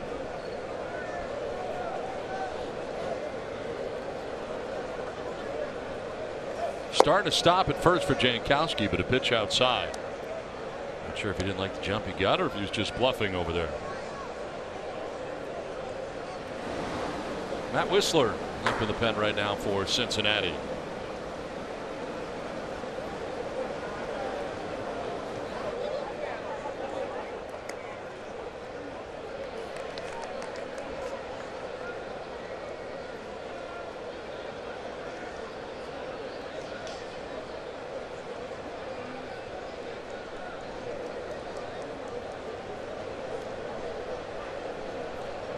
There goes Jankowski. A swing and a miss. Throw down. Jankowski is safe. Stolen base at second. Well, Travis Jankowski able to get into scoring position with the stolen base. Good jump, quick release by Barnhart. It looked like it was a little high, so therefore the second baseman Herrera has to really come down and make the slap tag. And by that time, well, it looked close as Travis. Reds are going to challenge. That's close, isn't it?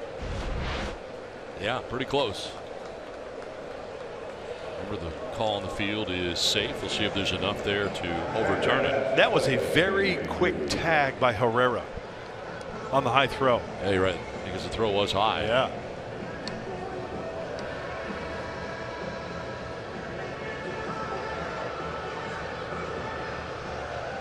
Sam Holbrook, the crew chief over there. Chris Siegel, umpire at second, who made the call.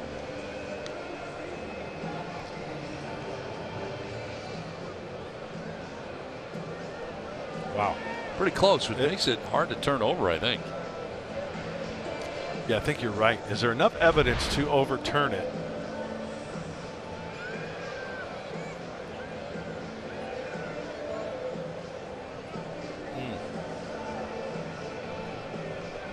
How's that for analysis? I like how you break it down. Yeah, well.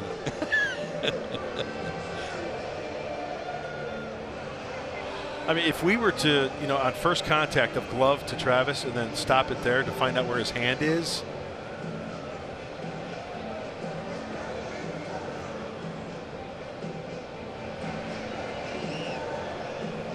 I think I got safe, and I think so. It'll make it really hard to overturn that. I don't see anything there that tells me he's not. That call stands. I agree with you. Just because it was so close. We'll see. And we got an answer. Call stands. It was just so close. So stole a base for Travis Jankowski at second with one away. Challenge lost by the Reds. Arias with a count of 1-1.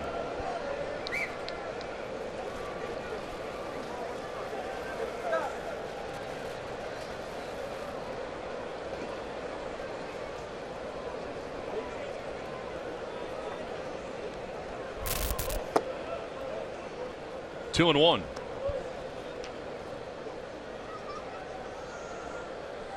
Travis Jankowski in scoring position, one down here in the visiting half of the fifth inning. Padres with a 5-0 lead.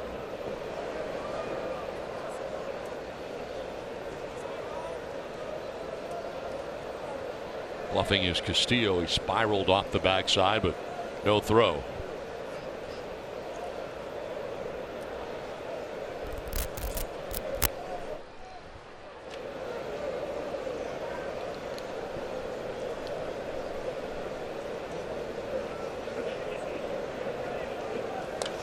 In the air to left field. Urban going back. He'll backpedal to the dirt of the track to make the catch. Urias sending it a long way to left, but he's out number 2.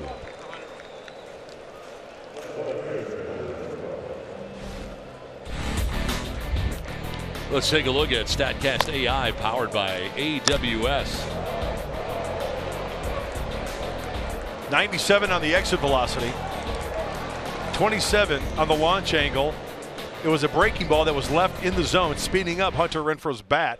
Doesn't mean you can't throw him a breaking ball. It's got to be down and away, out of the zone. That one was right on the inner third for him to crush. Now 2 down. Jankowski at second. Just saw a great defensive play by Hunter Renfroe. The bases loaded last inning.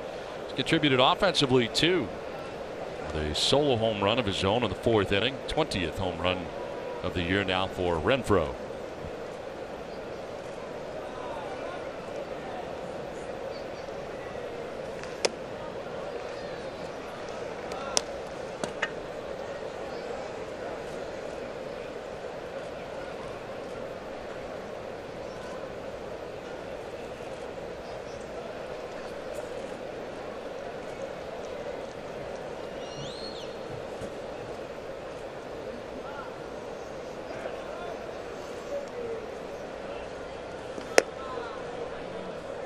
'96 but missing.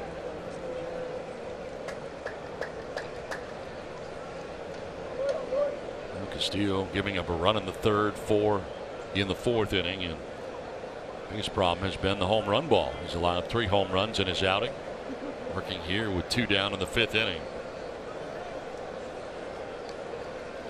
Bluffs again. You know, it's in the back of my mind if Castillo is going to throw him another slider here because he took him yard on that slider. Is he afraid of hanging it maybe? So therefore he's going to try to get him out with the fastball. Does Hunter think that in the back of his mind? If he throws him a good quality slider down and away here, it could work. That is not good quality slider. It's in the dirt, way off the mark. Not tantalizing enough. Yeah, and I think going back to that home run may be in the head of Castillo. Hey, I don't want to hang it. Next thing you know, to the backstop in the dirt. Ball 3.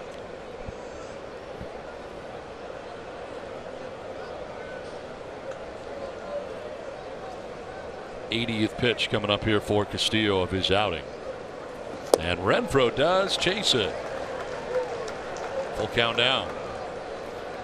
And that was a 3-1 slider. Looked like a really good one. Yeah, that was tantalizing enough.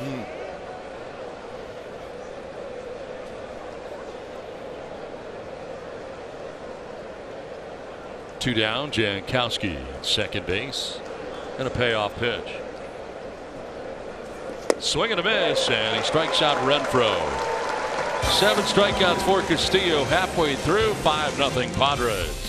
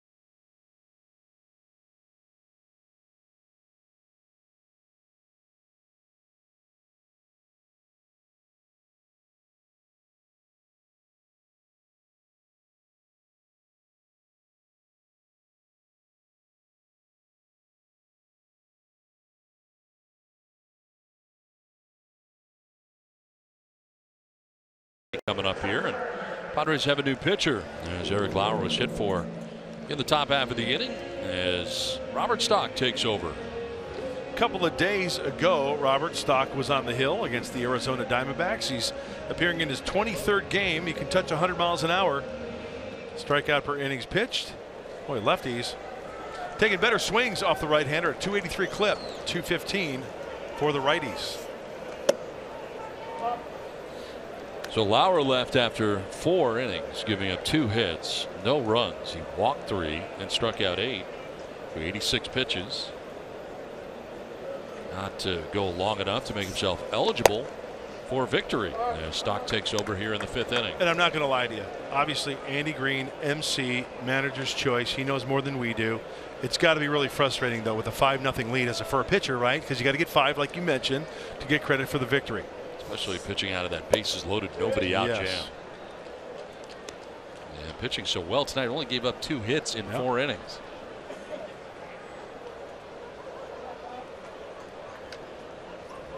Tucker Barnhart leading it off here and ahead 3-0. There's a strike. And I'm sure Andy will address that after the game, right? He's not afraid to talk about what he's thinking as far as what he wants to do with his pitchers. I did hear him say in the pregame presser in the dugout, he said, remember, he's not going to go 100 pitches. He did say that. Fly ball, center field. Jankowski settles underneath and makes the catch with 1 down for Moore. Let's check in with Bob Scanlon. Yeah, great job by Eric Lauer tonight. And the pitch that was working for him early was that slider. 6 strikeouts early in the ball game, 5 of them coming off that slider. But don't forget, what sets up that slider is the good fastball on the inside part of the plate. And he goes to that in the 4th inning with bases loaded. He goes away from the slider, fastball by you, fastball at the knees. Great frame job by Mejia. So it was a combination of that slider. But don't forget, that slider was set up by the fastball, and he went to that fastball in the key clutch situations to get out of that jam in the 4th inning. Solid effort tonight by Eric Lauer. Yeah, Bob, and a couple of those fastballs are right down the middle for swings and misses. Almost like they're anticipating that slider again, right? Second time through the lineup, it looked like they were laying off it a little bit, so he made the adjustment and said, all right, if you're going to sit slider, here's a fastball by you. Nice job. Well, Truha pinch hitting here and popping one up to shallow left field. So 2 down, so the pitcher being hit for.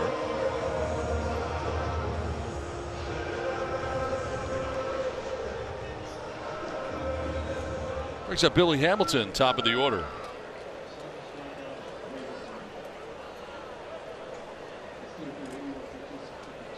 Hamilton grounded out 3rd base in the 1st, struck out in the 3rd.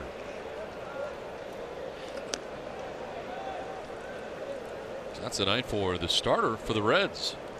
Luis Castillo done after 5 innings. Gives up a total of 5 hits and 5 runs, 3 home runs. To left field, right-handed Hunter Renfroe makes a catch out there that ends the inning. 3 fly ball outs, so 1-2-3 inning, a 5-0 Padres lead.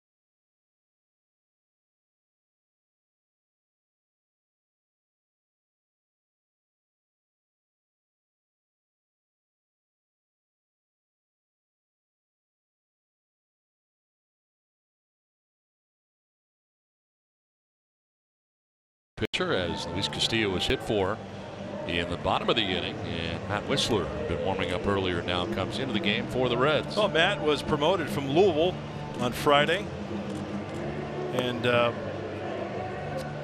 4-seamer slider, a 2-seamer, and a changeup for the right-hander, Matt Whistler. And we talked about our keys to the game, Don, and sure enough, the Padres doing well, getting those 5 runs, getting an early lead. So now they would, I would have to say, like, go against now the second-tier type guys out of the Reds bullpen. Not your high-leverage guys. Some Padres fans enjoying Padres baseball on the road in Cincinnati. Whistler coming over to deal for Adam Duvall, and at one point was in the Padres farm system. Yep. Dealing with Eric Hosmer to begin things here in the 6th inning.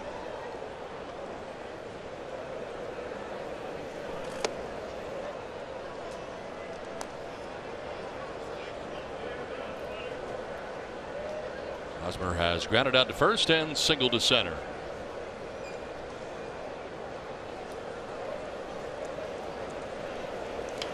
High drive to right field for Hosmer, sending Schebler back, but he got under it and well in front of the warning track. Hosmer retired. Complete transparency, I thought he hit it really well. Really? Yeah. I thought from the sound of it, it was off the end of the bat just a little bit and too high. Too high? Yeah. Yeah. You're right. I thought he hit it really well. Yeah. Bad read. One down here in the 6th. Brings up Will Myers. I just feel like anything in the air here has a chance. It's got that feel. You're right, it does. I mean, kind of a little bit like Philadelphia, especially to right field. That place is. That's unbelievable. Ugh. Myers will take the strike. 0 for 2 tonight. Myers struck out swinging in the 2nd. Reached on an error by the shortstop Peraza in the 4th inning. Matt Whistler was in the Padre organization from 2011 to 2014. Started in the Arizona League there, and then last time in 2014 with San Antone. Loop to left field. Irvin actually started back and now comes in. It falls in front of him. Myers will take it. It's a 1-out base hit.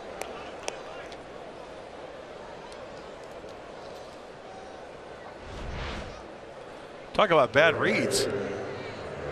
Kind of went back on that one, right? Yeah. Bad read right there, and then off the end of the bat, and not enough speed there to catch up. So I'm not alone. I'll be honest with you, I thought Eriks was going to go a lot farther as well. You don't have to say that. 1 out, 1 on for Emil Reyes. 0 for 2. He's grounded out to 2nd and struck out swinging.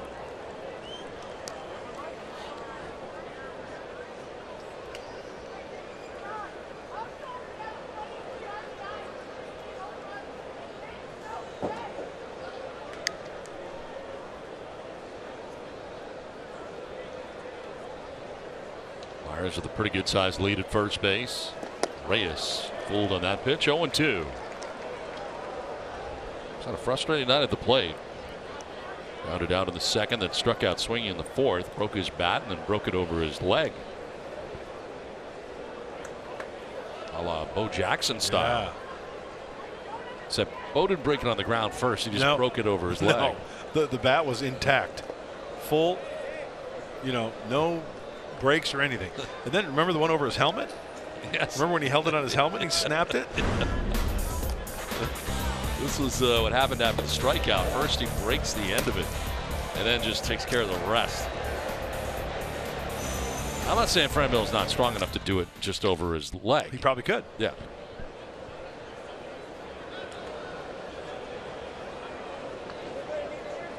One-two pitch coming up here to Reyes. And a swing and a miss. Strikes out for the 2nd time tonight. 2 down here in the 6th inning. Time now for the Bill Howe plays of the game. Francisco Mejia with not 1 but 2 home runs. His first to left. And then with 2 men on in the 4th inning, a 3-run shot. Wow. That's a quick backspeed right there. I was just going to say, see how quickly he got to that baseball down and in? That is some kind of quick.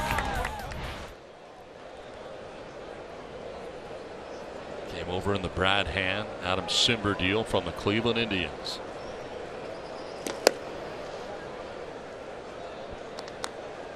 Now, you knew the Padres had to get something good in that deal. We're talking about two good pitchers.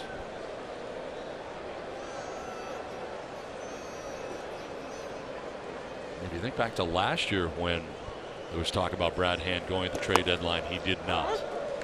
Apparently did not get enough back in their eyes, value-wise, offered by other teams to do it. This time they did. Good thing comes to those who wait, right? Oh, great wisdom. Thank you.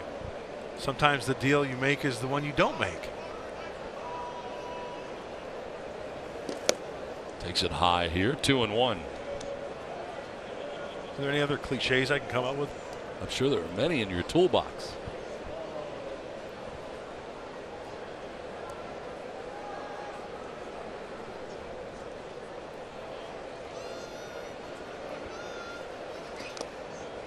Ooh, that was a hanging breaking ball there, right down the middle. Recent players who had their first career home runs as part of a multi-home run game.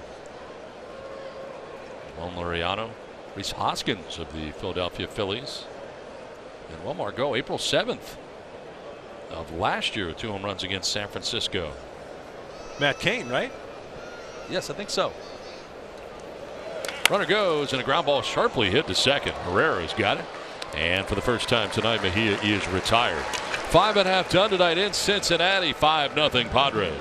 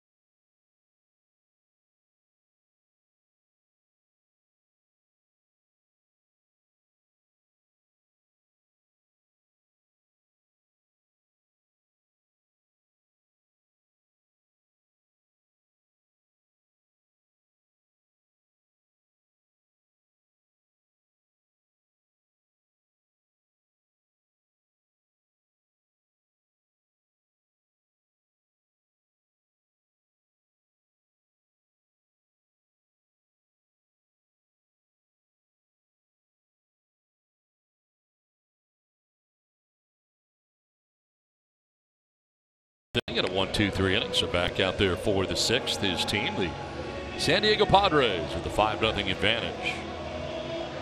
Jose Peraza coming up here for the Reds to lead it off. Joey Votto, Eugenio Suarez scheduled to bat in the inning. Tough part of the order for Cincinnati.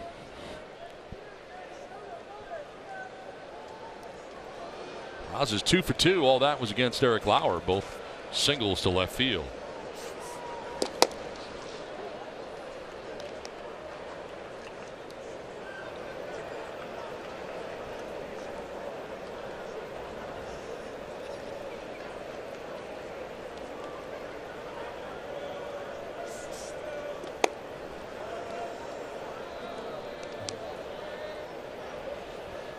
Center fielder Travis Jankowski over towards right center. Good sized gap in left center.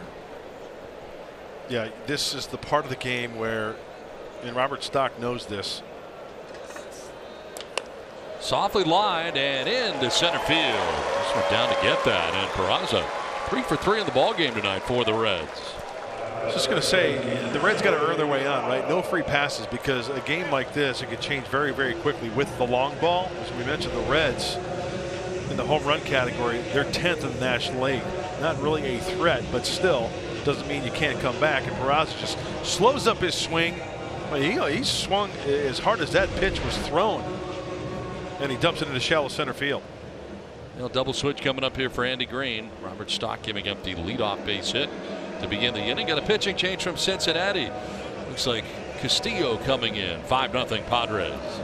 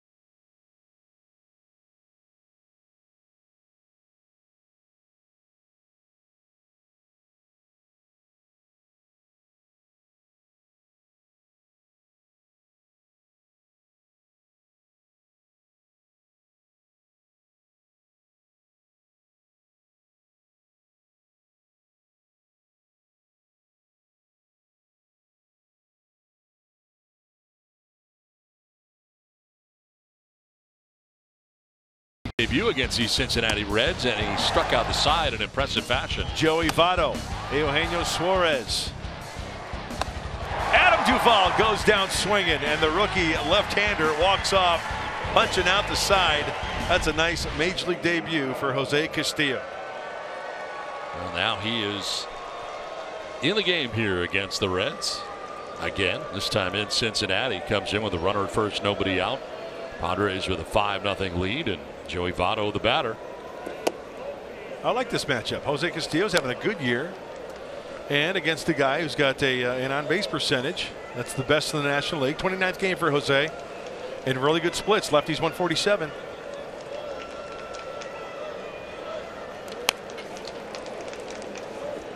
On the double switch, Manuel Margot comes in center field, and moving from center field to right field is Travis Jankowski. So that means Reyes coming out of the game. Reyes have been 0 for 3, and that 10-game hitting streak comes to an end.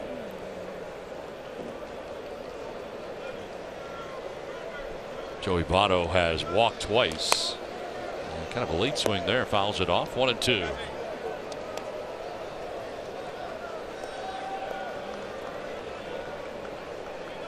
Robert Stock departs after an inning plus. He is still responsible for Jose Peraza, who is at first base, held on by Hosmer.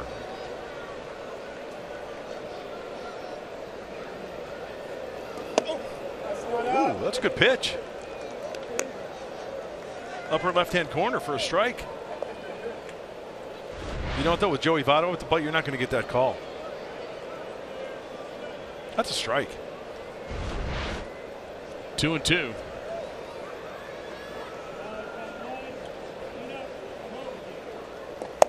Votto with a waves at that pitch and strikes out. He was baffled by Castillo. 1 down.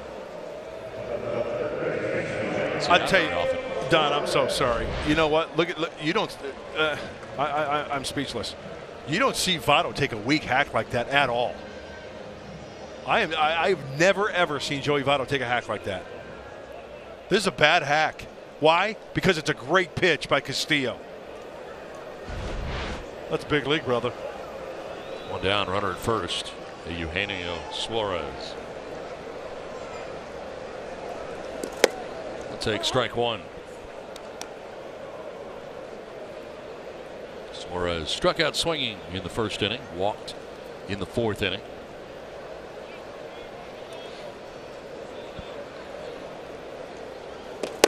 Almost hit him.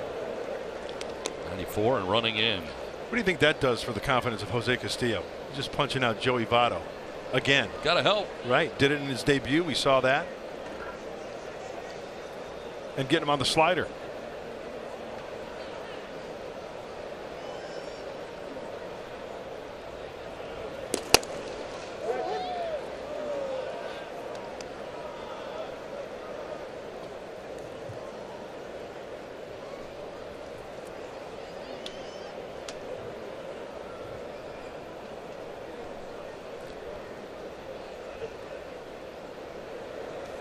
On the ground towards short. Freddie Galvis will try to start it. The second for one. On to first. Low throw, and Hosmer couldn't dig it out. Urias on the throw in the dirt. They do get Peraza at second base for the second out, but that was a double play ball right there. Absolutely. Room service. Good feed, and now he gets spiked. He spikes that. Spikes the throw to Hosmer, the in-betweener. Bad throw.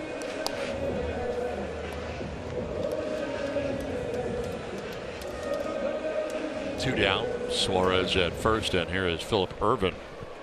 0 for 2. He's fouled out to the catcher and struck out swinging.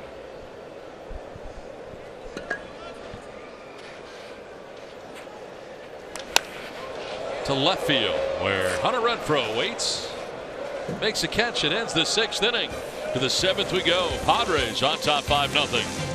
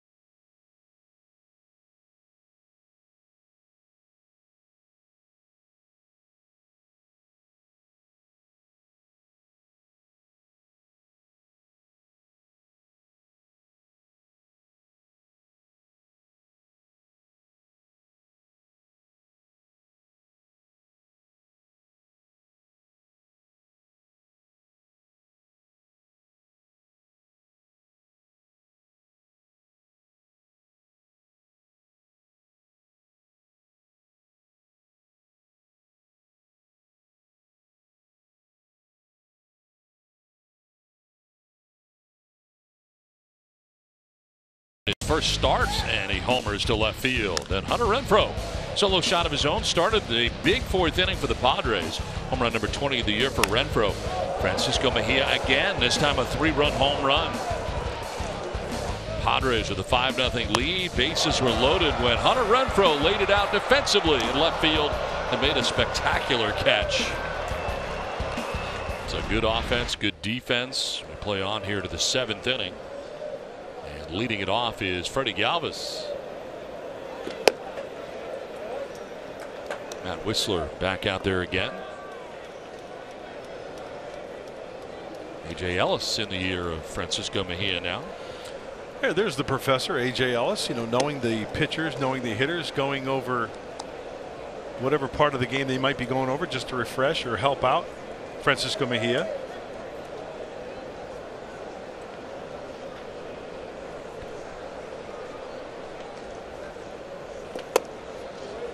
Outside, 3-0.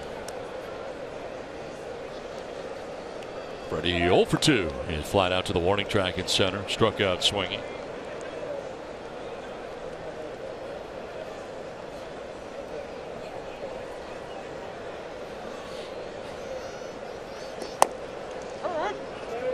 There's a strike, 3-1. On the grass at third, Suarez.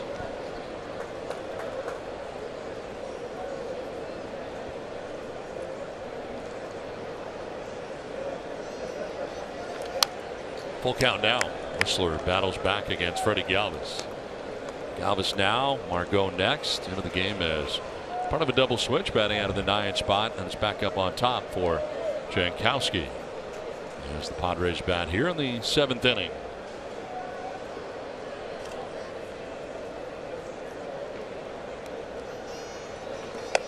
Ball 4, leadoff walk for Freddie Galvis.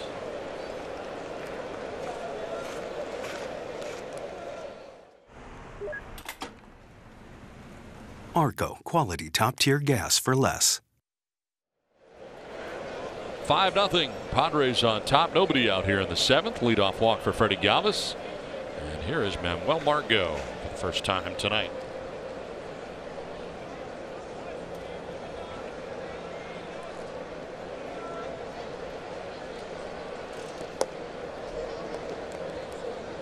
Oh, I thought he went on that.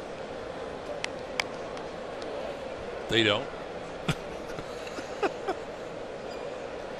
And that's all that matters, right? Yeah. Nobody on the field seems to think so. Reds didn't ask. I'm surprised that Barnhart did not at least, hey, you know, give it a look-see down there, right? You don't have to answer. But I don't think he thinks it was that close. All right. So.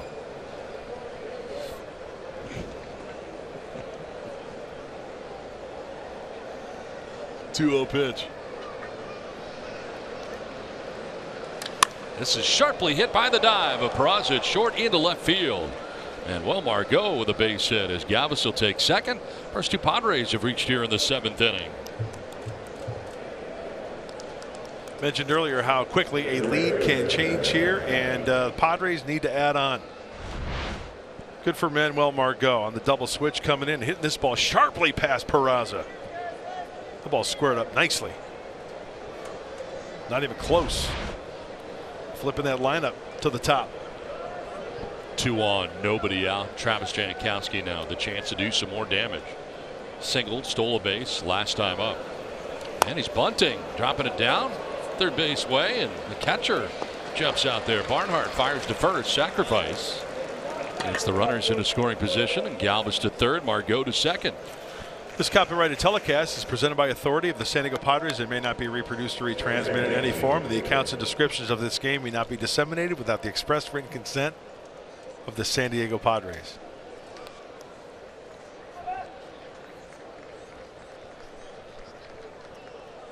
So one down, second and third, and it brings Luis Urias up. Urias 0 for 3 in the ball game, has struck out, grounded out, and flied out. Infield in all the way around, and that one almost hit him. Jumping back out of the way in the 92-mile-an-hour fastball.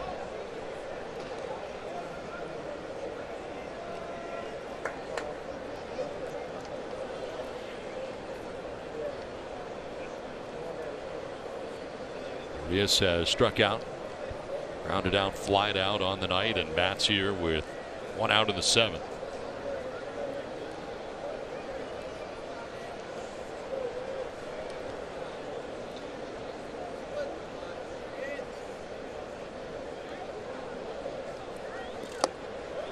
In there for a strike, 1-1.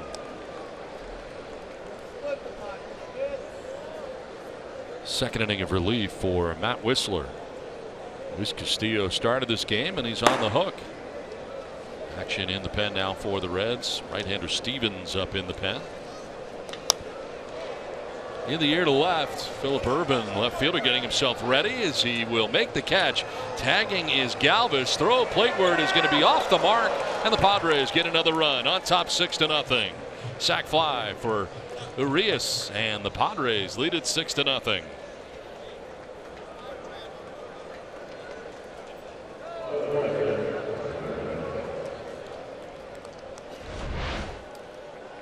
Out in front of it, but hit deep enough for Freddie Galvis. Hey, test the arm, right? Ervin, not even on the mark. Take advantage of a bad throw right there, and the Padres add on. So 2 down with Margot at second base, and it brings up Hunter Renfroe.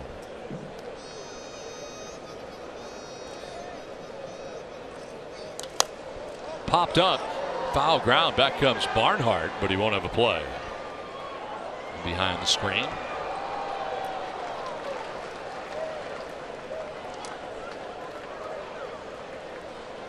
One for three night for Renfroe. Picked up his 20th home run. Solo shot back in the fourth inning. 1 for 3 night.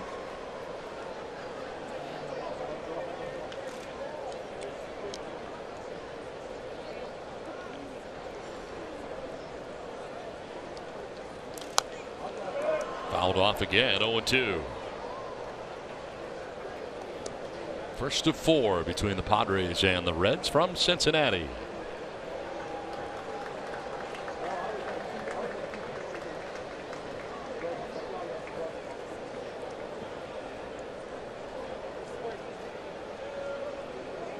'30th pitch of relief for Matt Whistler.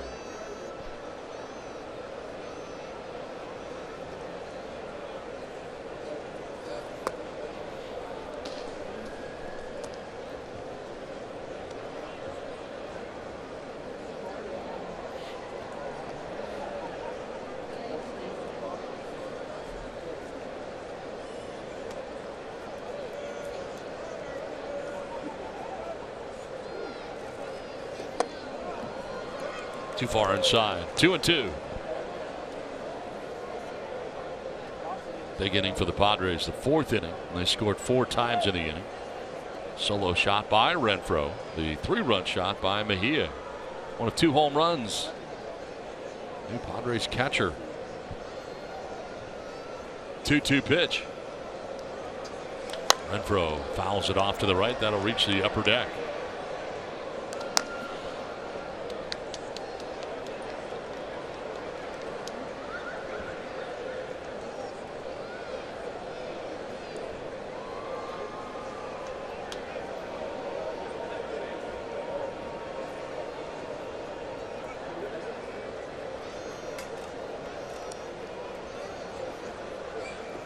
Thought about it. Check swing didn't go, says DJ Rayburn. What does Mark Grant say?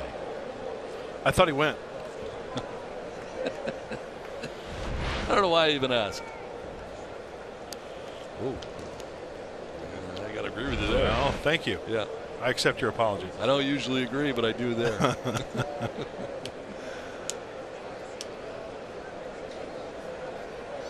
The chance for Renfroe. And he pops it up. Down from first and foul ground is Joey Votto. And he'll make the catch that will end the inning. But the Padres add a run, take a 6-0 lead to the bottom of the 7th.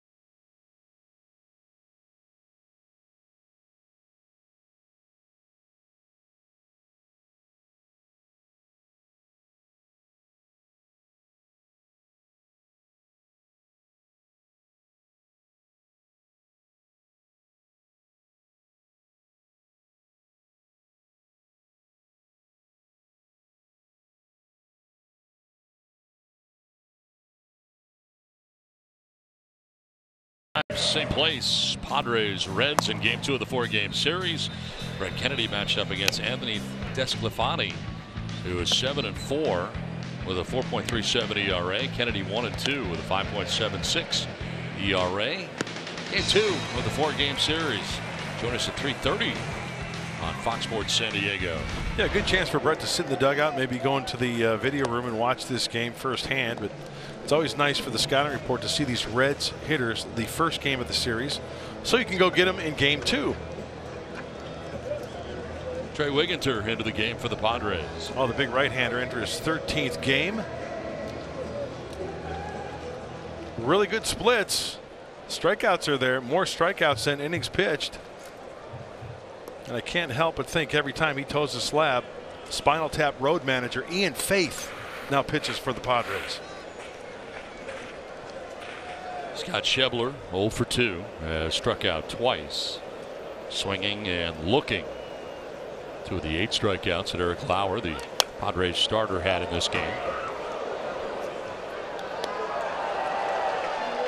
When did Spinal Tap come out? 2012? No, Spinal Tap was like in the 80s.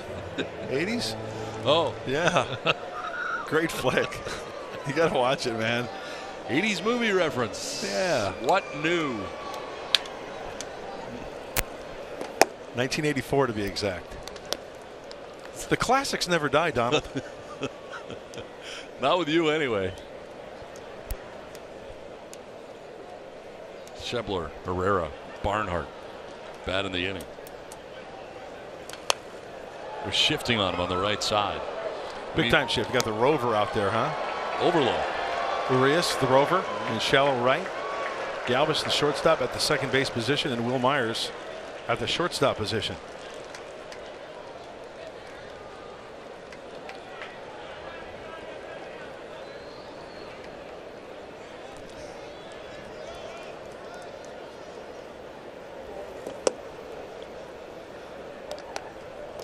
Two balls, 2 strikes. Wingets are missing at 98 miles an hour. Oh, yeah. We got some good arms in that Padre bullpen.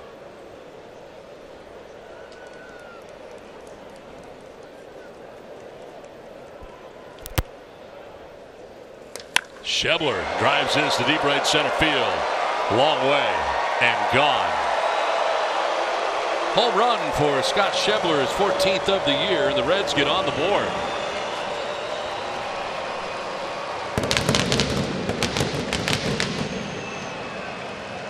Solo shot to right center field.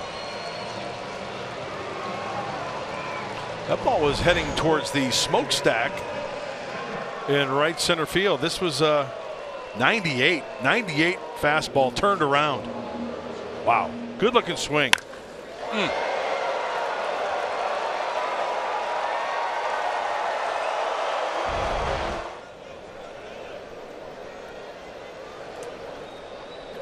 Now Dilson Herrera pops it up foul, off to the right, out of play. It's time now for the top tier play, brought to you by Arco. And against Herrera, laying it out was Hunter Renfroe. The bases loaded, making a great catch out in left field. That saved at least 2 runs, wouldn't you say? 2 outs, yeah, runners were going.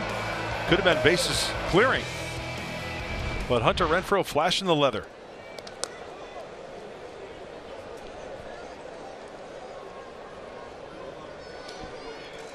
Dilson Herrera batting here now with nobody out in the inning. A home run by Schebler, 449 feet to right center field.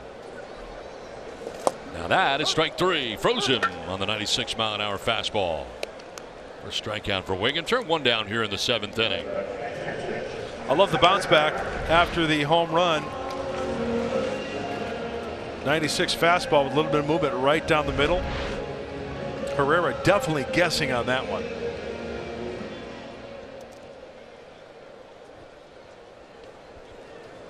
One out, and Tucker Barnhart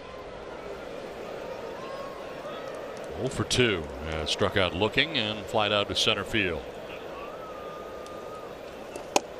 Hey Don, isn't it nice to have this type of lead? You give up a solo shot, right, and it's not, doesn't tie it, or it doesn't bring them within one run, to where the Padres scored early. And you know what? It gives that reliever that wiggle room, that breathing room to make a mistake and hopefully bounce back. Fly ball struck well to center field. Margot going back onto the edge of the track to make the catch. One of the deepest parts of the yard here at Great American Ballpark. Straightaway center at 404. And Margot needed all of it to get back there and make the catch. Well, that's a hang with him, and for Trey Winginter, it's good for him that he hit the ball where he did, as you mentioned, down the deepest part of the ballpark, as Manuel squeezes it for out number 2. 2 down here in the 7th. Brings up Mason Williams to pinch hit in the pitcher's spot. 293, a home run, 5 runs batted in.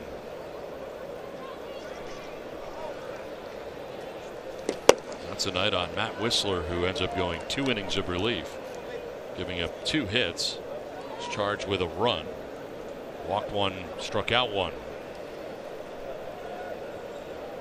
Reds will have a new pitcher in the top of the 8th inning. Elevates at 97 and he chases.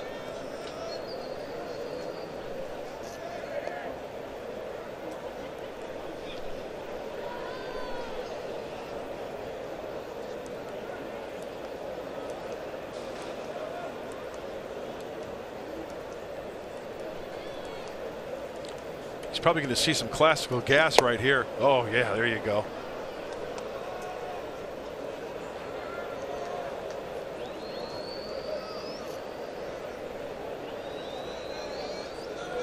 I think bring the gas again.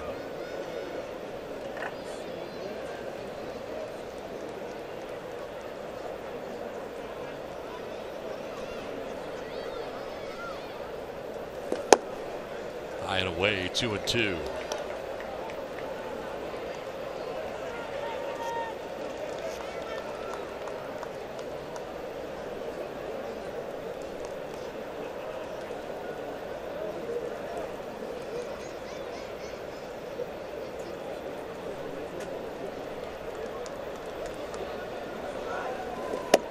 Up and away.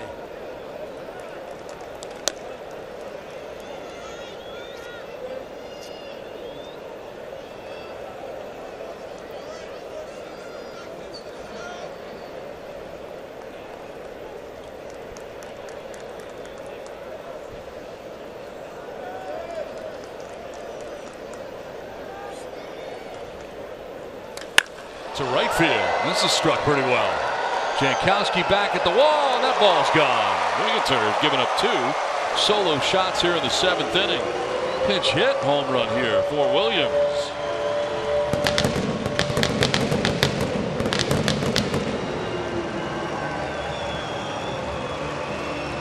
Well, after seeing that 96, 97, even 98 out of the hand of Trey Winginter, Mason Williams turns that classical gas around for a home run. Wow.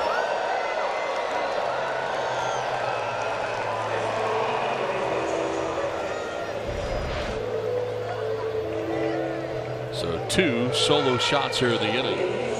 Now the top of the order for the Reds. Billy Hamilton coming up.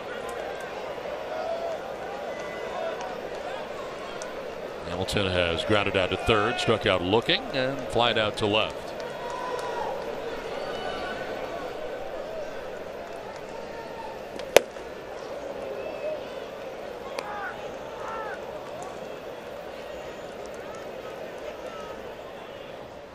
Craig Stammen, the right-hander, up.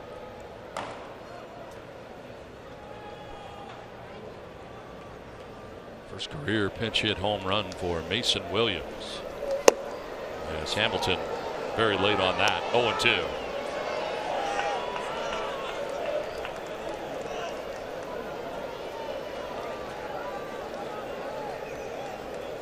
Now the Reds are back in slam range.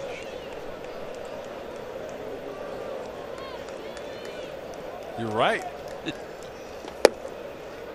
I just noticed. Yeah. I did some quick math. Hey, I looked down. I got to give you credit. It's slam range. That's a thing. Yeah.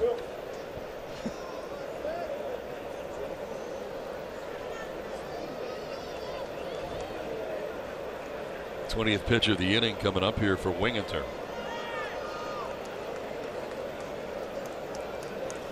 And he strikes out Hamilton. 2 solo shots in the inning. Reds are on the board 6-2.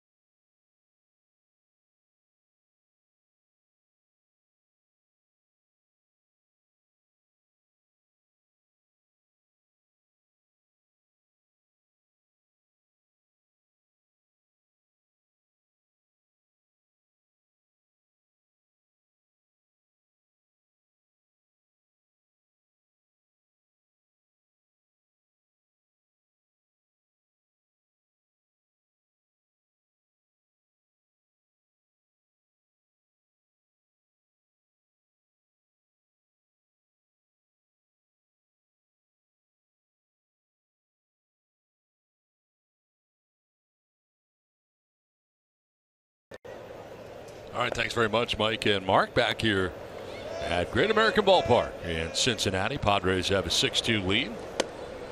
Reds getting 2 back on solo shots from Schebler and Williams. New pitcher into the game, David Hernandez. Well, David Hernandez is usually one of those high leverage guys late in the ball game. But Jim Riggleman's thinking, okay, slam range, got to hold these Padres, so I'm going with my better arms out of the bullpen.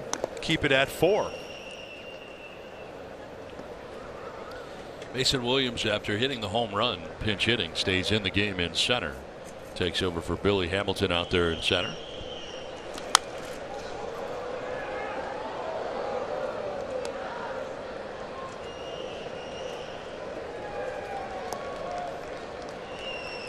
Eric Hosmer tonight, 1 for 3. A single to center field in the 4th inning. Came around to score the 3rd Padres run of the night. Jumps back out of the way of a 94-mile-an-hour fastball. You know, those 3 big arms out of the Reds bullpen you try to avoid is this kid right here, Hernandez, Hughes, and Iglesias. It's usually the format they go with if the Reds have the lead. Remember David Hernandez as a starting pitcher with the Baltimore Orioles. Yeah. Had some tough seasons with the Orioles. 4-10 in 20 starts with an ERA over 5. Back in 2009 when he broke into the big leagues. Time with the Arizona Diamondbacks, 4 seasons there. Philadelphia. Spent part of last year in Arizona.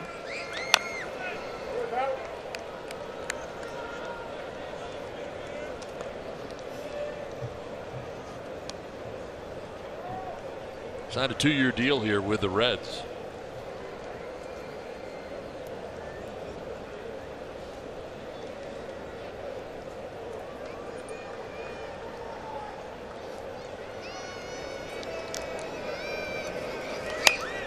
Fouled back by Hosmer. Still full count.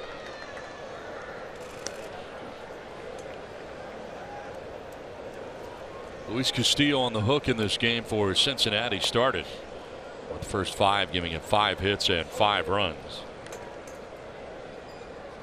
including the 3 home runs the Padres have. Didn't walk anybody. Struck out 7.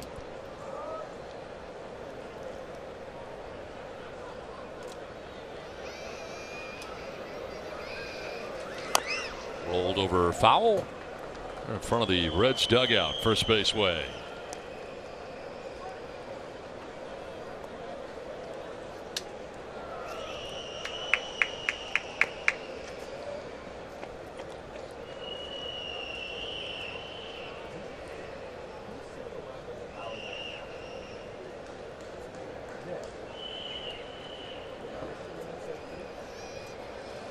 Hosmer pops it up right side. Joey Votto, first baseman, coming down the line to make the catch.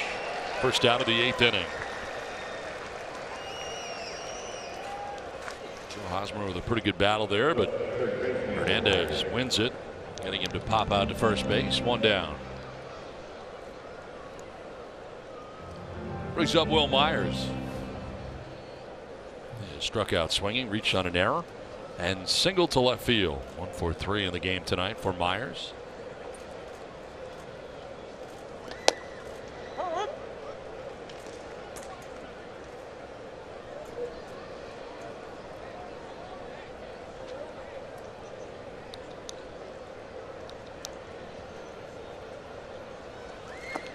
Swing and a miss and a pitch down and away. Got fooled on that one. 0-2. Roy Spangenberg has come out on deck. Pitcher's spot is due next after the double switch. An inning ago that saw Manuel Margot come into the game and bat in the 9 spot.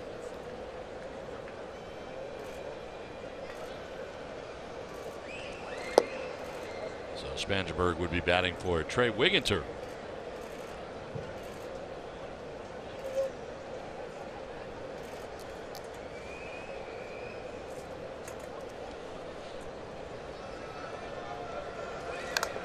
Myers fouls it off, get a piece to the home plate umpire, Sam Holbrook. We're after sliders away. He's trying to sneak that fastball in to try to tie up Will Myers. Tucker Barnhart having a chat with Sam Holbrook, seeing if he's okay.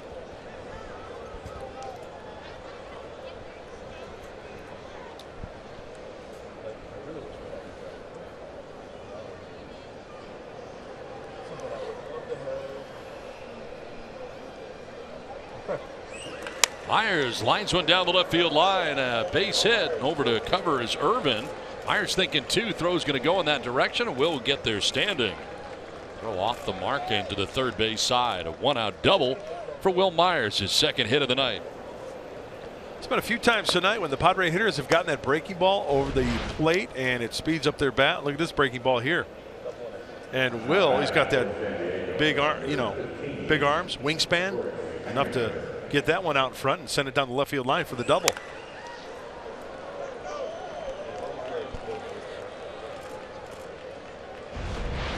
So with 1 out runner at second, here is Corey Spangenberg. Pinch hitting in the 8th inning.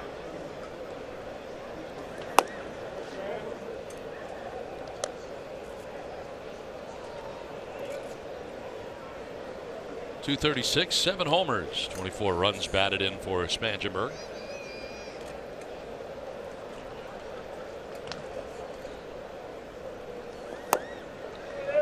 A little tardy on the fastball there, 1-1.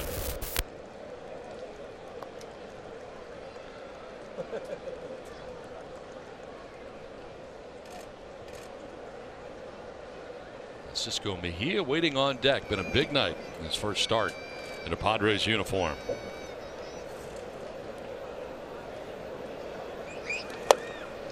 Fastball again, 1-2.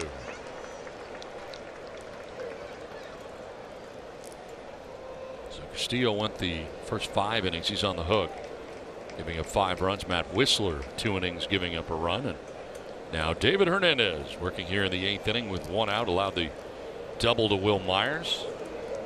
1-2 pitch. And Spangenberg strikes out looking. 2nd out of the 8th inning.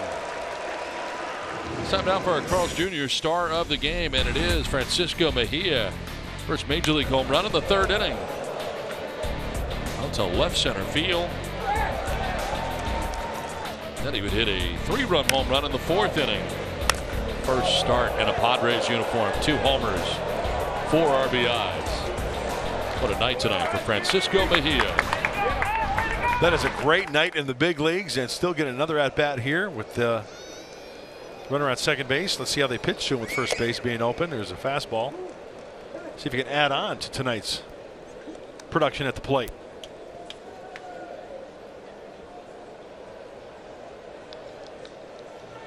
Pretty quick stroke. Yes. And that fastball down and in was very evident of that. He got to it very, very quickly.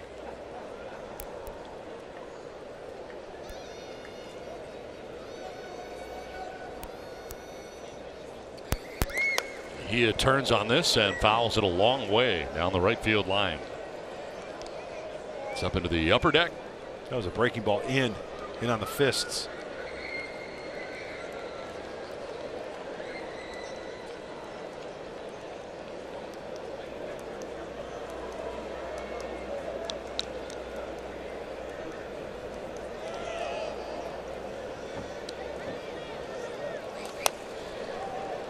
Down and in again on a 94 mile-an-hour fastball foul back. That was nitro zone for Mejia. 94 in.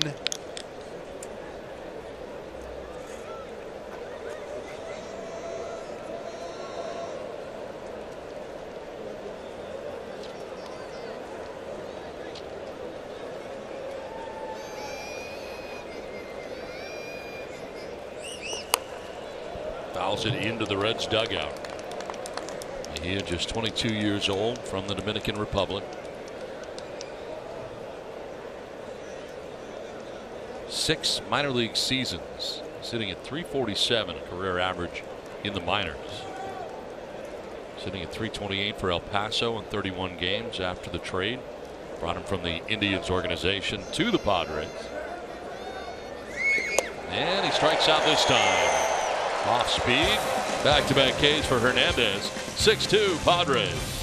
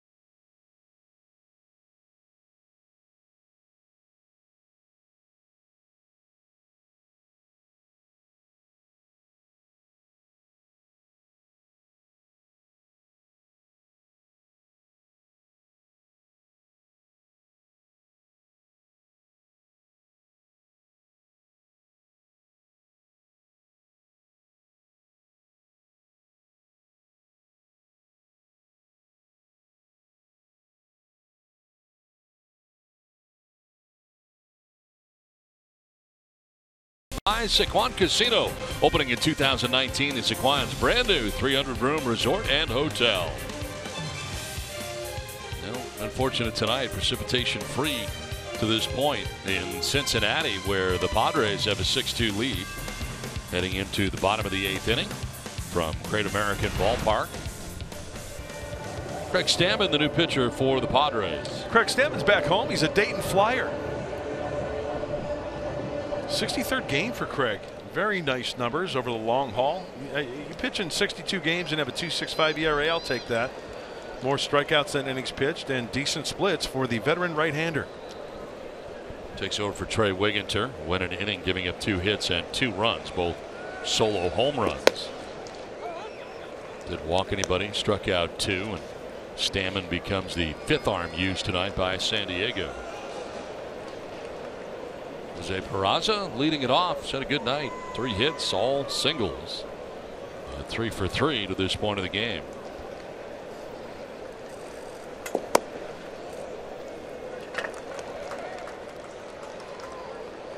Peraza, Votto, and Suarez scheduled to bat in the inning. Toughest part of this Reds order coming to bat here in the last half of the 8th.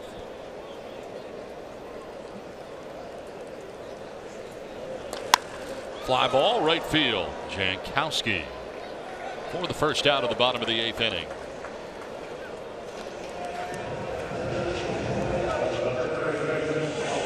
One down brings up Joey Votto. Dayton's not that far from here, is it?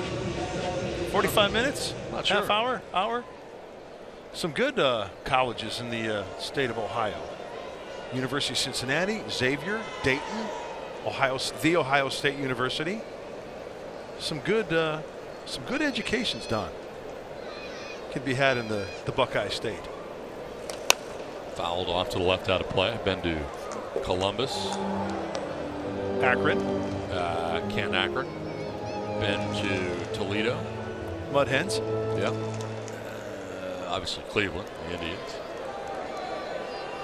That's about it for me in Ohio.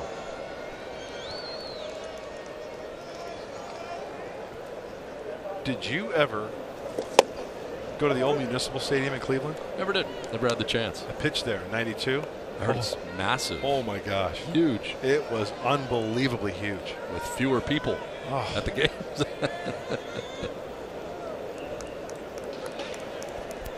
The mistake by the lake, right?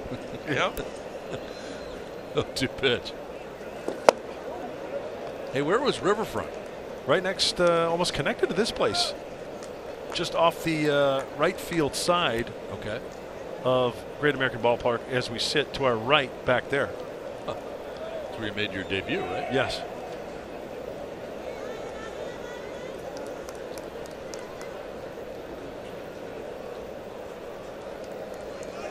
One-two pitch to Votto.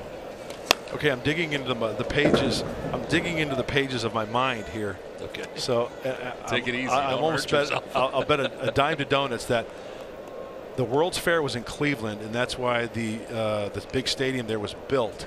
Okay. So that's why it was back so in the big. day. This is like in the 20s or 30s. Built as large as it was. Yeah, it was huge. It held like what 100,000 people, something ridiculous like that. I remember reading up on that. Check swing. Did he go? No. Alfonso Marquez, third base umpire. So that's why they made it as big as they did. So because they obviously didn't need that many for the Indians or the Browns, right? No. I think, you know what? I'm going to give Joey a check swing right there on that. Okay. Rare. Well, I call him as I see him, Don. 2-2.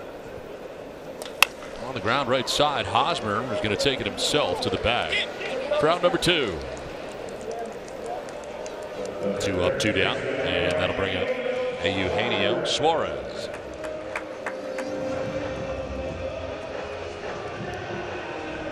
You're deep into that phone right now trying to. Yeah, you know, I find think that it was the information. Great Lakes Exposition in 1936. That's much different. So I stand corrected. Hey, don't let facts get in the way of a good broadcast. That's the way I look at it. Yeah. You know, it sounded really good. I bought it. Why do you need to go back and check? Because I want to be accurate. To short, Galvis plays the high hop. He's got a long throw ahead of him, and he'll get it there in time. Nice play by Freddie Galvis. A 1-2-3-8, a 6-2 Padres lead.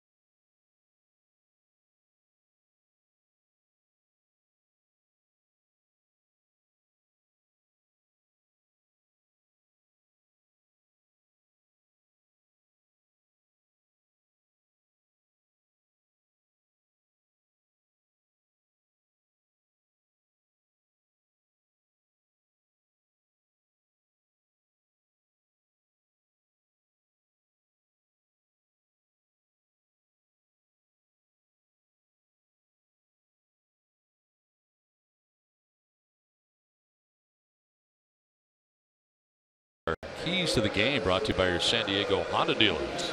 All right, well, the first key was get an early lead because of the good arms late in the bullpen that protect that red leg lead. Padres took a 5-0 lead after 4 innings. That's good. Bases empty for Suarez, the third baseman for the Reds, having one heck of a year. And look at that, 0 for 3. Kudos to the pitching staff. He left 2 men on base. Don? New pitcher coming in here for the Reds. Jared Hughes comes to fourth arm use tonight for Cincinnati. Do you expect me to say something? Don't worry about it. 60-second game for Hughes. Nice ERA, under 2. Very good splits. That's a lot of usage out of the bullpen for the right-hander. Long and lanky, too. This guy sprints in from the bullpen. Freddie Galvis leading it off. I would never do that. I'd be out of gas by the time I got to the mound to start throwing. I remember Craig Lefferts did that with the Padres. And Heath Bell do that too? Heath Bell, good call.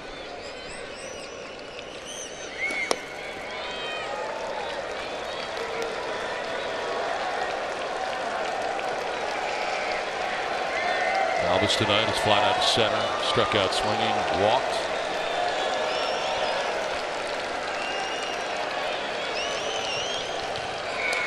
Ground ball through the left side into left field. Leadoff base hit for Freddie Galvis begins the 9th inning. Just out of the reach of his counterpart, Jose Peraza there at shortstop. Joey Votto going to hold him on. As Manuel Margot's coming up here for San Diego. Pinch hit in the double switch. 7th inning, single to left field.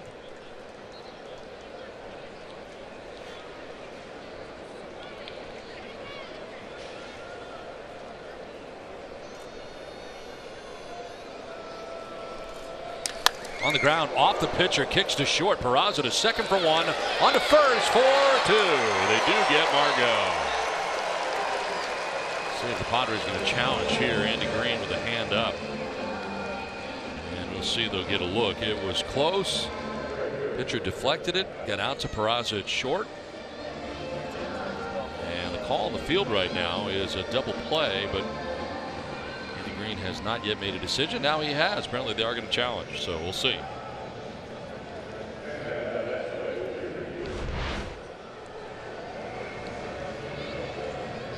Now you got to charge. Peraza going to his left, then he's got to charge it and then get rid of it.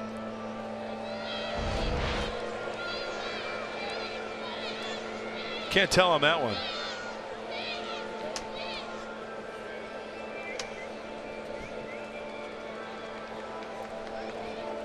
And he is safe, so they've overturned it.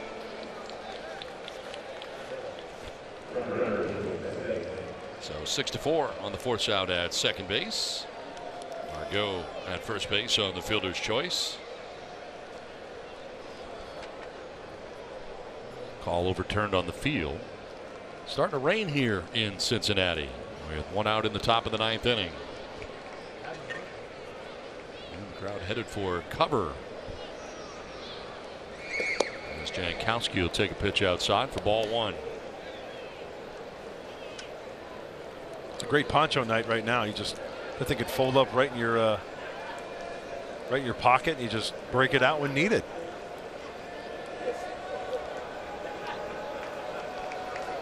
Would you be a poncho guy or an umbrella guy? Umbrella guy. Yeah, I've always been an umbrella guy. You know why? Because I can't figure out how to put a poncho on. It's very hard. Looks like you're wearing a poncho tonight with that yellow shirt you're wearing. All you need is a hood. This is a foul ball down the left field line. Donnie read the weather report. He's wearing his poncho. Not a poncho. It's my shirt. Just because it's big and it looks like a smock does not mean that it is a poncho. What are you dressed as? A picnic table?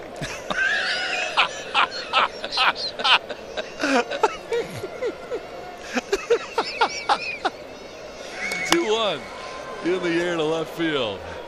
Irvin is there to make the catch. 2 down. You got a picnic table yes, here? A nice turkey sandwich and some chips.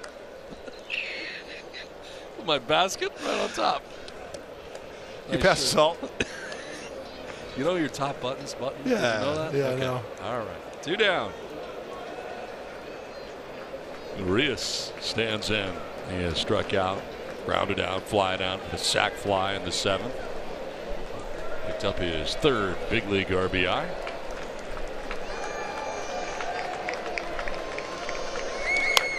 Fouled off over by the Reds dugout. It would be nice to get one more run before the Reds have their last chance in the bottom of the 9th. Infield playing Urias to pull.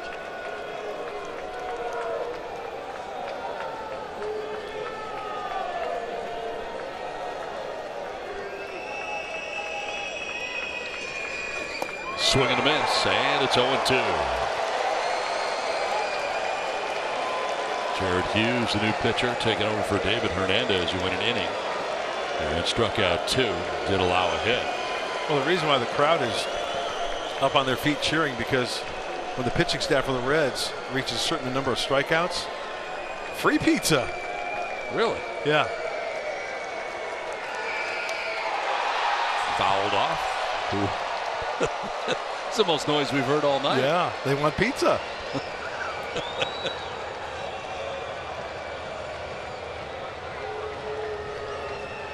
Right now the Padres have 10 Ks in the game. Apparently they are 1 short here.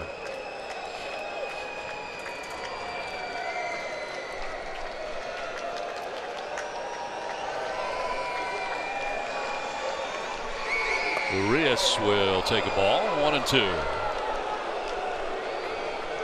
2 outs, 9th inning. Padres on top 6-2.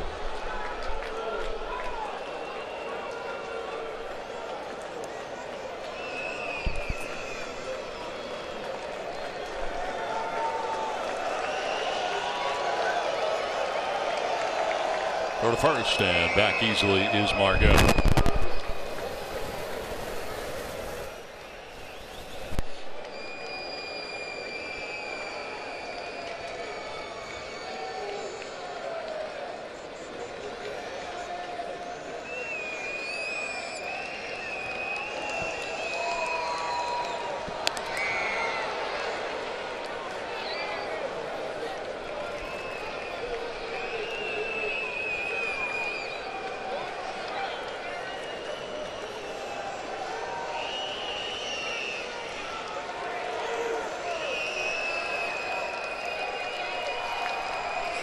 Swing and a miss. Urias strikes out.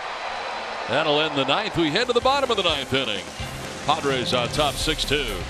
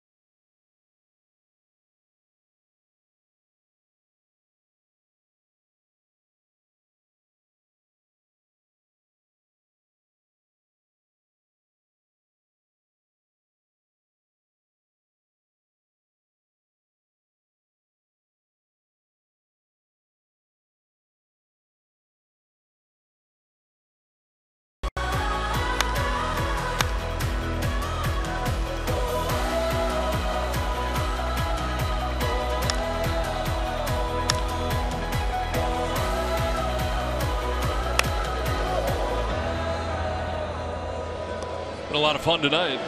Francisco Mejia getting his first start in a Padres uniform.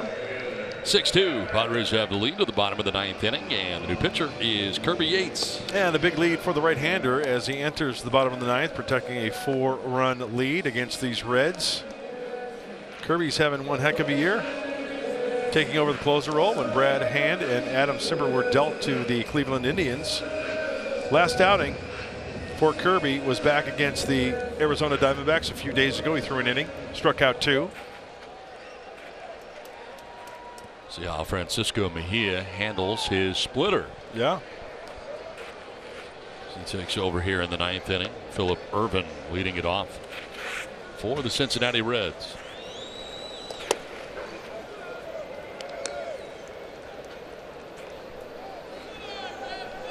Not a save situation here for Kirby.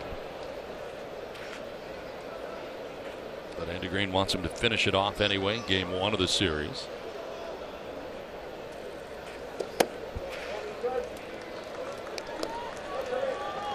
Falling behind 2-0. Craig Stammen at a 1-2-3 8th inning. Fly out 2 groundouts. Yates is pitcher number 6 of the night for the Padres.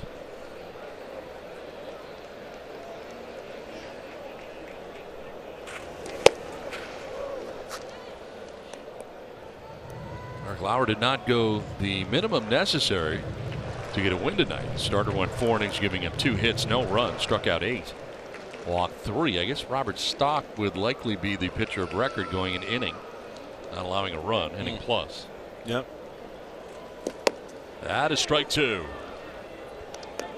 But again, it is up to the official scorer. That's his discretion. You are absolutely right.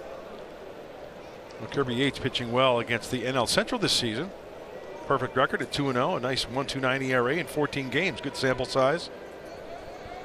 That's 14 frames twirled by the right-hander. In the air, foul down the right field line. Hosmer gives a look.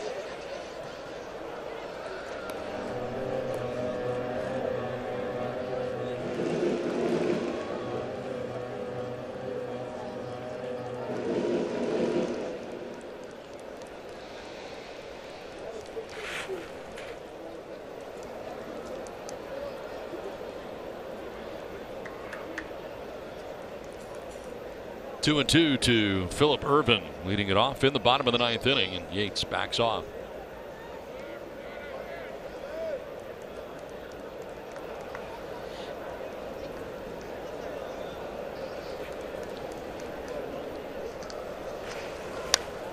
Foul to the screen, still 2 and 2.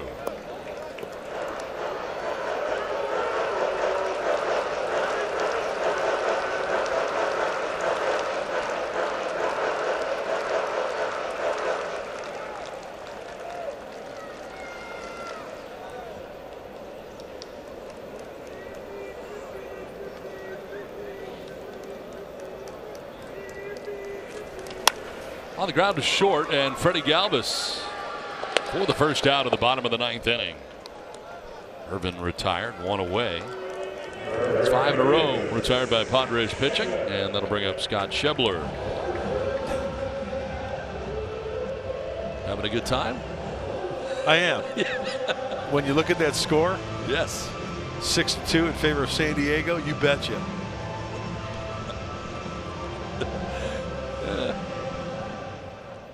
Schebler homered in the 7th inning, 1 for 3. See, you found your tablecloth of a shirt on an actual table. Yeah, I want to thank Michael Gregus for on Twitter showing a picture of a tablecloth that looks just like my shirt. The 2 place settings on there. Identical. I will retweet that. Call him like I see him. I'm just saying.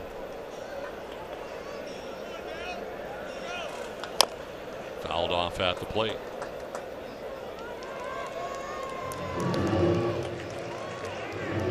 There it is, your shirt on a table. Look at that. Incredible. I mean, identical. Just like it. Identical. Thank you, Michael. Good call, my friend. Yeah, one of your own. You go to a local store and buy this shirt, turn it into a tablecloth.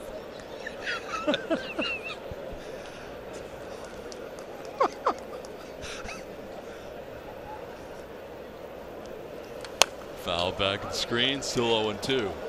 You look like a canary. I would never have gone there, except for you made fun of my shirt, saying I look like I brought my own poncho. You look like a canary. It's got a yellow. Mixing it up every now and again. You can't wear blue or the same things every day. I think yellow's an underrated color for a shirt. I like it. I'm actually not a big fan. Really? Nope. Just mixing it up, though. 0-2.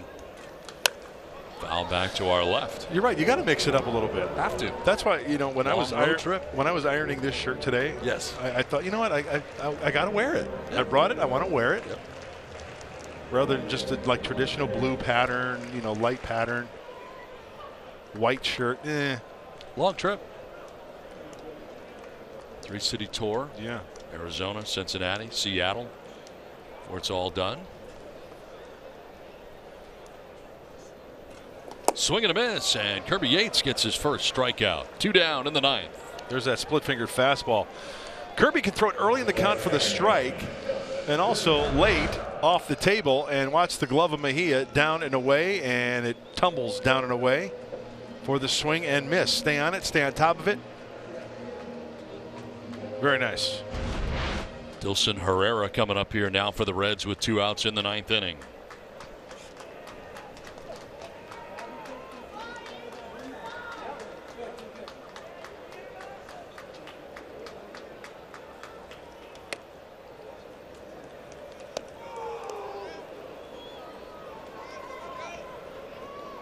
Herrera struck out in the 2nd, lined out to left in the 4th inning.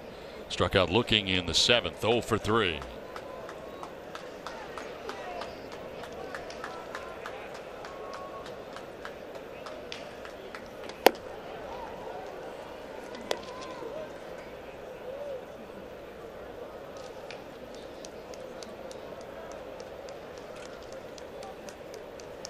Kirby Yates trying to finish off the Reds in game 1 of this 4-game series.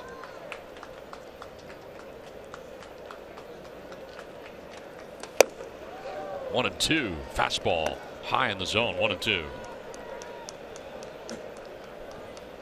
Opens so many doors for Kirby right here. He can go back with the fastball, and of course that split finger that we just saw. Don't underestimate his slider as well. He's got a good slider. Fastball in.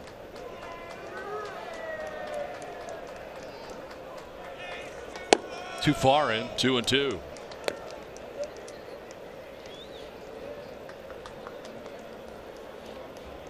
Big inning for the Padres in this game. A 4-run 4th inning, in which Padres have hit 3 home runs. 2 for Francisco Mejia, 1 for Hunter Renfroe. Swing and a miss, and that'll end the ball game. Back-to-back strikeouts for Kirby Yates. A 1-2-3 9th inning. And the Padres take game 1 of the 4-game series as they win it 6-2. And a big night tonight for the newcomer Francisco Mejia, who homers twice, his first 2 big league home runs. Again, the final, Padres 6, Reds 2. It's time for Padres.